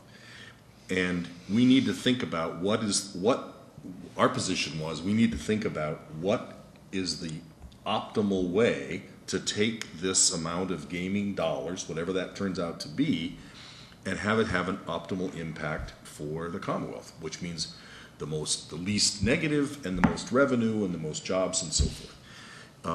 if we're looking at it that way, then we're not going to be worried. We won't care if the lottery cannibalizes the slots. If it turns out that the lottery returns more money to the public than the slots do, or vice versa. The lottery shouldn't care if we cannibalize the lottery, if the slots and the casinos cannibalize the lottery, if our payout as a percent of the gambled dollar to the public is higher, or whatever other value systems you want to bring to bear. And it will make it much easier for us if we can all look at it from that standpoint. And Treasurer Grossman bought right into that, and jumped right to, and I said it's easy for us to say because you've got $1 billion business you're trying to protect, and we don't have any business, it's only coming. But I think he really got that, and I think that will be Commissioner Zuniga's responsibility, is to sort of make sure that really is the way we all look at this, and the way the task force looks at it. This idea of measuring the marginal utility of a gambled dollar to the public good is something I've never heard talked about, but is really important. For every dollar that's gambled in the lottery, for every dollar that's gambled in the slots, for every dollar that's gambled in the casino, what's every dollar that's gambled in a horse race, what percent goes to the public, and should that be what drives the favor, the predisposition? Or are there other values of the marginal impact of each dollar? And it was, I think, I'm not sure they had been thinking about this, but the treasurer jumped right on it and seemed really committed to taking that kind of macro view, which I think is really important. Yeah, and there were also very important points relative to the potential presence of online products. There's a real recognition that online products could come to Massachusetts if the legislature passes it very quickly, because there is, just by its very nature, it's very easy if somebody develops a game that it's just now eventually delivered via the internet. But also, it may be a very different, by its own nature, type of game. They talk about how, because there's so many options online, payout ratios are naturally very different from anything else, from lottery and slots. So there's a lot to think about, and a lot of interesting things that the task force is looking at. But fundamentally, it was a good first meeting, I think. And the other thing we talked about is it seemed logical to have Commissioner Zuniga be our representative on the task force. There is theoretically a sort of a conflict because he comes from the treasurer's office and knows those people and was appointed by the treasurer. And if there does become a debate about something, where the gaming commission has a view which is different from the view of the lottery, which can certainly happen, is Commissioner Zuniga comfortable being in that hot spot, and are we comfortable that he will in fact not be swayed by having been appointed by the treasurer and so forth? I don't think there's really any issue there, but I do think that just like we did with Commissioner Cameron, she made the judgment that she could be objective relative to our gaming consultants, but she also made the judgment that the appearance of a relationship made it worthwhile recusing herself. But I wanted to put this on the table. I think we ought to think about it. I think my reaction is that this is not an issue, but if it could turn out that there are conflicts of interest, we may view things differently from the way the lottery views things. I don't know. There's no such issues yet, but it might happen. And we just need to be sure that we're comfortable that our primary representative there will represent our view. I am, but I wanted to put it on the table. Well, if you're looking for an affirmation, I am too. Commissioner Zuniga is not easily swayable on a number of issues, and I have complete confidence in his ability. Plus the fact that it seems to me that if we look at what we're about in the way you just described as the transfer of certain amounts of money to the public, really being the interest of both the Treasurer's Office and us, it seems to me that the likelihood of conflict, deep conflict, is going to be remote. That doesn't guarantee it won't arise, but that kind of a joint approach to what this is all about is likely to keep that kind of deep conflict from arising, I think. Well, I totally agree in terms of us, but also there are interest groups. You know, the profit, so to speak, profit from the lottery goes to local aid. Right. Not very much of our so-called profit goes to local aid. So if you're a city or town, you might very well have an issue there. Right. You know, that even the lottery director Right. might not care about. Right. You know, so it's just something, I mean, it's clearly going to become political, it's going to become contentious, it's just going to. And I think if we can establish this principle, and if we can act that way ourselves, we don't Right. get turfy Right. about our own Right. work, Right. we have a good shot at this. But Right. I don't think it's anything we should suggest isn't going to be an issue. I think it will be. So it's in our interest to be really upfront about it. For whatever it's worth, I don't believe there would be a conflict on my standpoint, even on the public perception. But certainly, if discussions rise to a point where that becomes a consideration, I will certainly bring that up. Yeah. Okay. I mean, I think this is a tiny issue, but it's appropriate to talk about Yes. it. Okay. All right. Anything else on charitable gaming? Internet. I'm sorry, internet gaming. Yeah. And we are now to tribal gaming. I don't think there is much really to talk about here, other than to say that this is being handled almost exclusively by the governor's office. We all know this, negotiating a compact with one or more tribes. We have made it clear that we need to be involved, to be briefed in an appropriate way, because we may well end up owning whatever the outcome is, and that will take place appropriately. But we're really not involved in this as yet.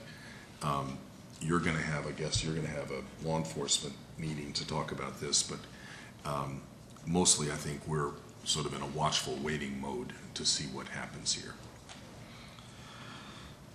Anything else about tribe games? Yeah. Okay, we're to number 10, and this is something we talked a little bit about prior to this meeting, and just trying to think about some of the bigger strategic issues that we all are anxious to get into, structural issues, and I thought maybe Commissioner McHugh would start this off. I'm not sure where all we go with it. Well, I'm not sure either, so I'll start it off. We're deeply involved right now in these, in the sort of nitty-gritty business of standing up the commission. But as we talked about before, some of the cities and towns and others are involved in the broader, more cosmic issues. And it seems to me that we ought to be thinking about those as well. Part of that thinking is going to be reflected in the structure we give to the commission itself. I mean, what kinds of things ultimately are we going to have to do, and what kind of a structure do we need to support those things? That probably will emerge over the next 16 weeks if as we move forward with the plan that the gaming consultants are putting forward. Those major areas are going to be identified. But then there are a number of issues that are embedded in the statute that we need to begin thinking about in a broader sense, even if it's premature to begin making conclusions about them. There are two that come to mind, they are these. There's been not a great deal, but there's been a significant amount of interest about the role that the so-called surrounding communities will play in putting together a package that the developer host community team presents to the commission.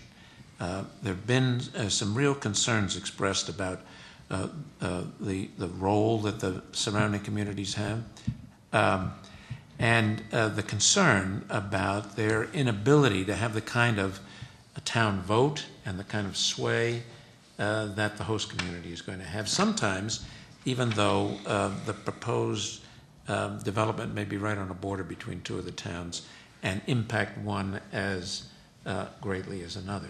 There is a great deal, it seems to me, of discretion that the Commission has about the kinds of things that it's going to be looking for and the kinds of considerations it's going to take into account in deciding what the relationship between the proponent of a casino and the surrounding communities ought to have. So that's one area that strategically it seems to me that we need to think about in some way and begin to formulate either proposals or to listen to people and have some outreach so that we can get the information that we need in order to think about that. Another one that occurred to me is that there is going to be a great deal of permitting that goes along with whatever needs to be done to put up one of these casinos, one of the Class 1 casinos, and the Class 2 licenses as well. And how do we begin to think about the kind of coordination that's necessary in order to make certain that the path from approval of an application to development actually proceeds smoothly? That's often been a place where projects of all kinds die because they are buffeted by conflicting requirements, temporal and substantive, of various permitting authorities that have responsibility for part of some project. Is there a way that we can think about coordinating that kind of thing so that by the time we get to the point of actually taking applications and listening to presentations and awarding these licenses, a structure's in place to make the movement from license to reality as smooth as possible.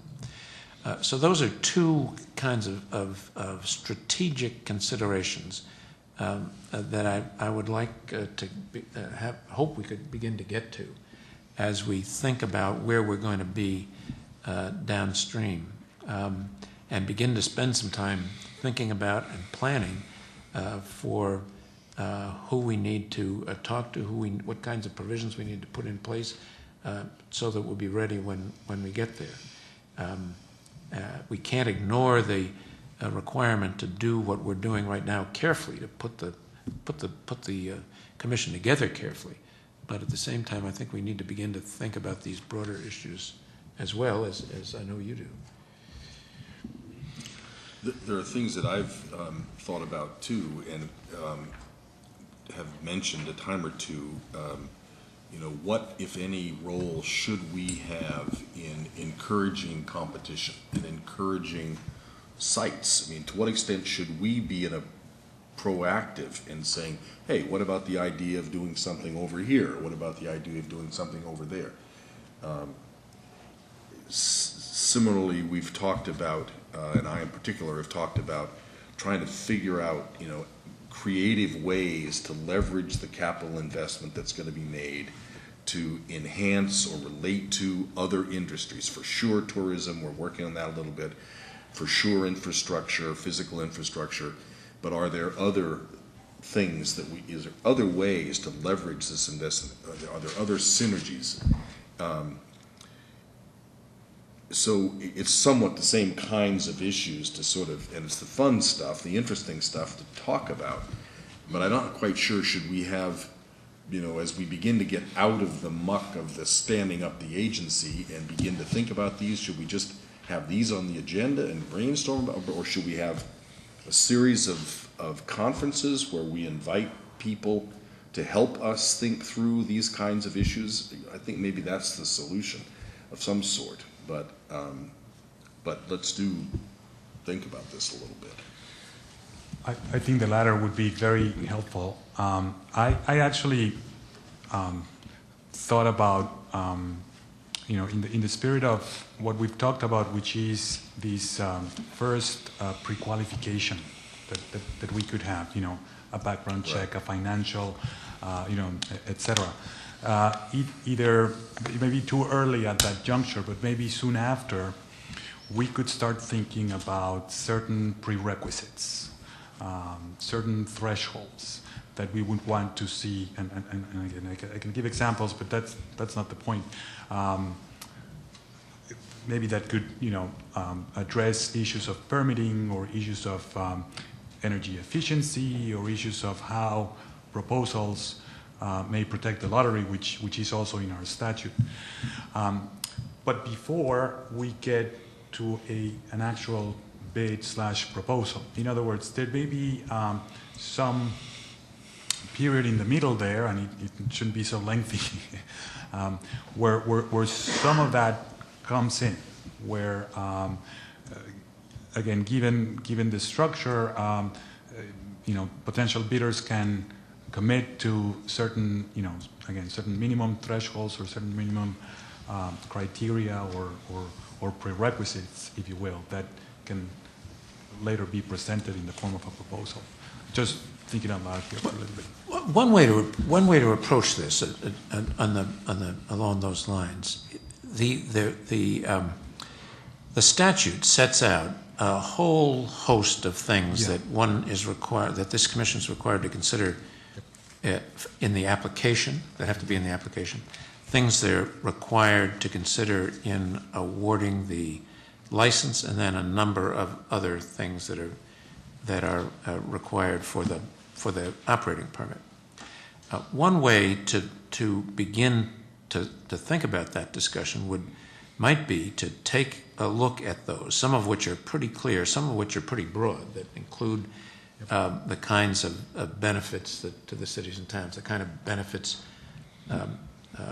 to perhaps to the region. I mean, we're talking about cities and towns, but perhaps those are broad enough to encompass benefits to the region and not to get beyond the town borders and like. But whatever, and put together a sort of list of things that we'd like to hear more about, and put that out on the web for people to comment, and then, having developed the things that we'd like to hear more about, reach out to various regional, city, town groups and invite them to think, to help us think about, in the broadest sense, what we ought to be doing about those various criteria. How far can we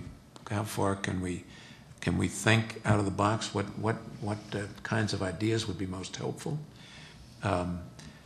What is the role for considering regional benefit as opposed to simply the benefit to the town and to the surrounding community, and so to help us think about what questions to ask and what considerations to take into account in a strategic sense before we get there.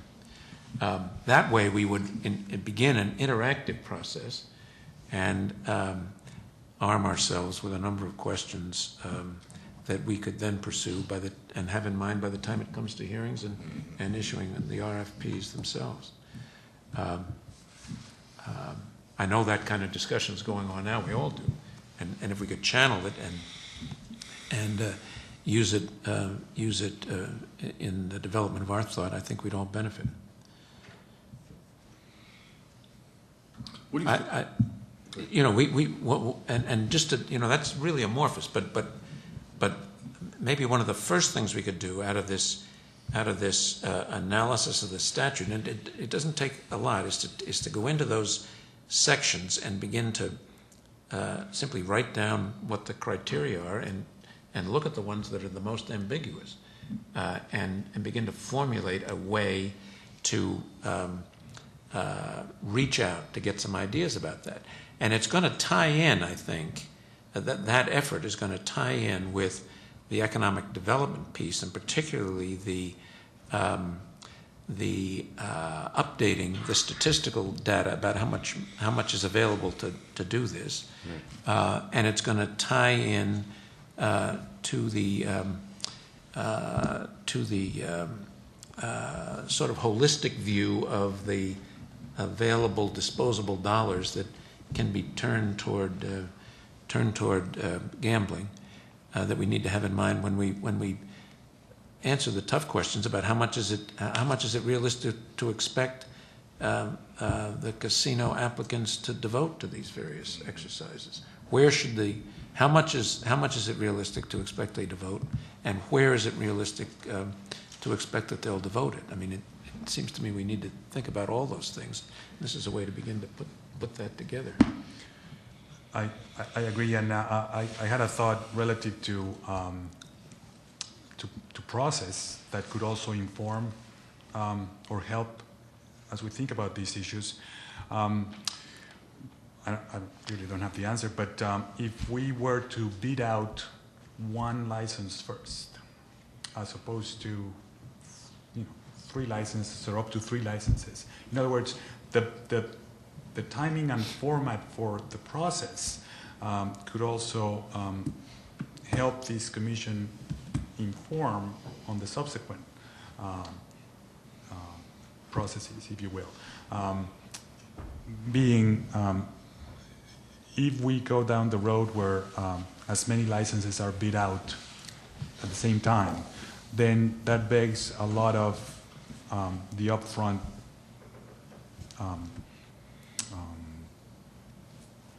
thinking of the issues in anticipation to that. Whereas were we able to issue perhaps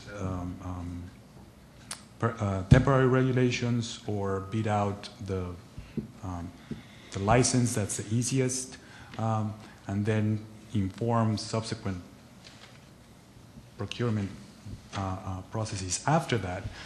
Again, it's from a strategic standpoint, it's something that we could start thinking about as we solicit those conversations, as we solicit that input, because that could also inform the process. I don't know if you want to make the first person the guinea pig, the first license the guinea pig. Well, but you see what I mean? I'm thinking of Pennsylvania, which, as far as I understand, they benefited from this staggered or laddered process. And I'm hoping to ask those questions next week, etc. Right. But the nature of their legislation or authorizing statute allowed them that quote unquote luxury, maybe, or allow them that to do that. Right. What we have now, I guess it's incumbent upon us to decide at some point what could be the most beneficial, or what would be the way to go,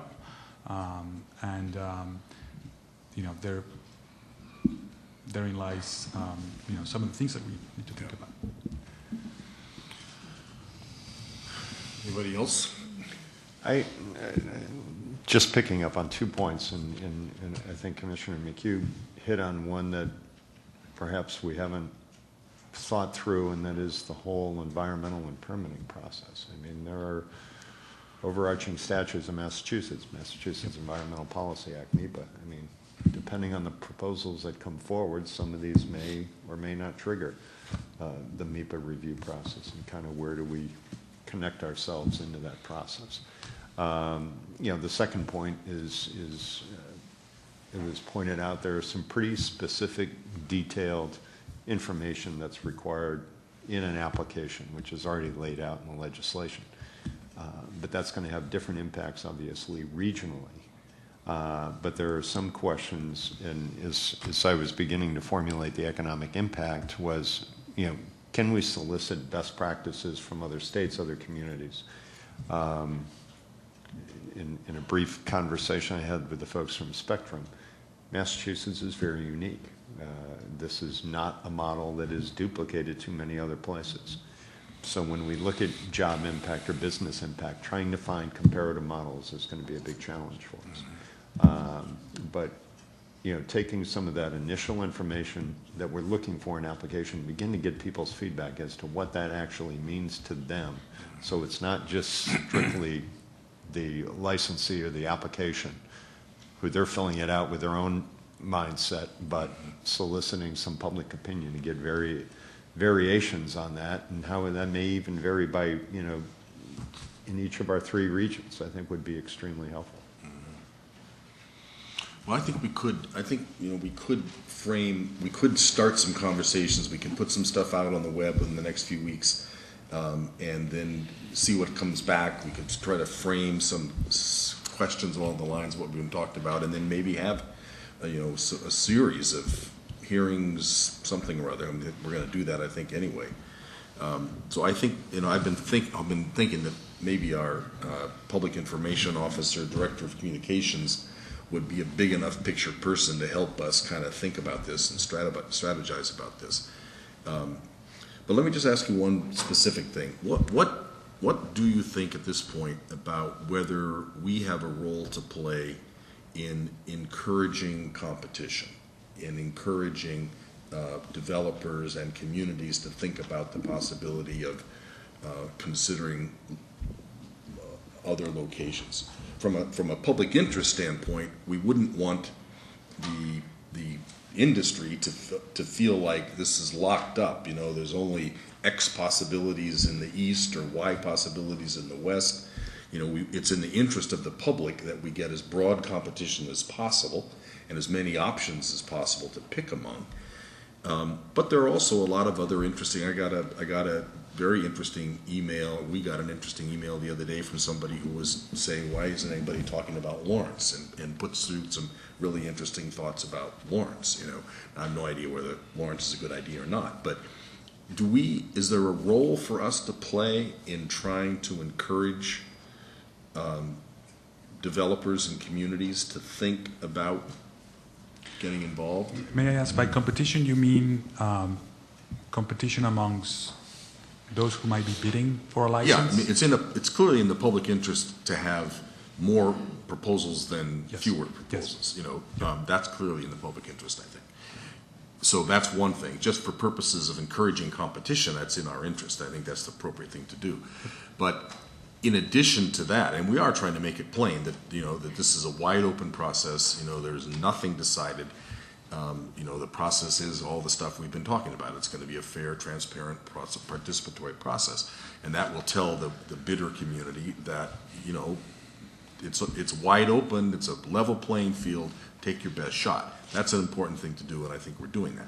But should we go even further than that and talk about, encourage people to think of specific ideas that we think about, or should we encourage other groups, to think of other ideas, and should we play a role in gestating a conversation about where the best locations, where the best economic impact, where the best cultural, socio fit would be, and so forth?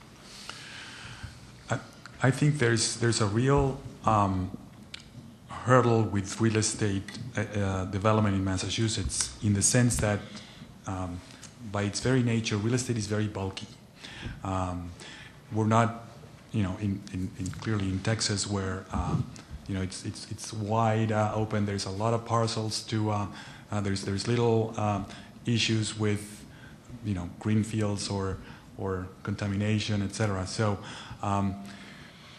because of our geography, there's any number of decisions that a developer has to weigh relative to where a good site may be, and that's and then there's the whole market. What could the market bear, and what could be the best access. I think, plus the legislation delineated clearly the 3 areas. So in a way, there's quite a bit of a framework already. But I think your question is very relevant, and there's no easy answer relative to whether, maybe by incentives, maybe by the scoring criteria, whether a particular proposal makes use of an existing construction, because that brings, somehow we judge that brings greater economic benefit to a region, as opposed to something new. Again, that's, the jury's still out on that one, but still that could be part of how we could structure by way of incentives, developers or proponents to study different areas or alternatives. I share the concern about the real estate and the footprint. But I also, the legislature divided the state into 3 regions, right? That means there's going to be at most 3 Class 1 licenses. In a region. There was a reason for doing the region piece. And it seems to me that one thing we could stimulate and should stimulate is some thinking about the regional impact, regardless of where the casino is sited, and encourage cities and towns that perhaps don't want a casino to help us think about what regional benefit would flow from where the casino is and the existence of the casino, even though they don't want one, so that we could have that in mind as another piece of the environment in which we're considering application of the licenses. The fact that a casino is going to go in a region is obviously going to have a benefit, well, is intended to have a benefit for the region. And it seems to me that regional piece, regardless of where the casino is sited, is not something that's being talked about a lot today. And it seems to me that we ought to stimulate that kind of talk and thinking at a minimum.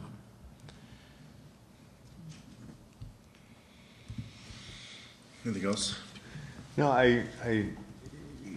my initial thought is, how much do we leave at the liberty of the market to really determine where these locations are going to be? And I think you make a fine point about, because of Massachusetts and how developed our state is, I think that limits itself when it comes to suitable locations, suitable infrastructure for those locations, unless, one of the applicants is willing to make a big investment in trying to correct whatever those infrastructure obstacles are. I think what will be interesting is if a license is granted and others need additional review or work, how does that weigh on our thinking? If one great proposal comes in and it's right in the middle or in a particular community in Region 2, what will that do to impact the markets that the other gaming interests think they'll need to find, either pushing their location out or maybe deciding not to apply at all? I still believe that, even though we've heard of some potential proposals that, others will surface and it'll be interesting. But, having a conversation about,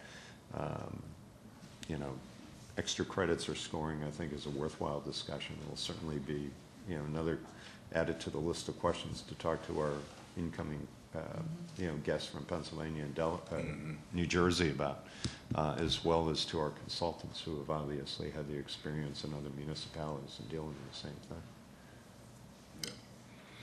Well, I think we can keep talking about this. I think it's interesting. I think one thing, for a variety of reasons, we've talked about the idea of inviting comment from really thoughtful, interesting people. Getting an opportunity to hear from city planners and architects and economic development specialists and leaders of the tourism industry and maybe even leaders of the high tech, I don't know, but encouraging other people to help us think about it. And by the virtue of helping us think about it, we'll also be helping the industry to think about it. And if maybe help the industry create, they know their business. There's a lot of the parameters that they're going to know 1,000 times better than we ever are. But I think also there's room for new thought about everything. And there's got to be a way that without biasing the process at all, we can induce creative thinking about locations, structure, architecture, etc. So we'll just keep keep working on this. I think I would look to our new communications person to try to figure out a way to do a lot of that through social media. I mean, Yeah. LinkedIn group discussions, et cetera, Right. the questions that we throw out through those avenues, I think would be helpful. Yeah, good. Anything else? On the item number 10, I threw out, I think I wrote everybody I sent the email about the Commonwealth Compact.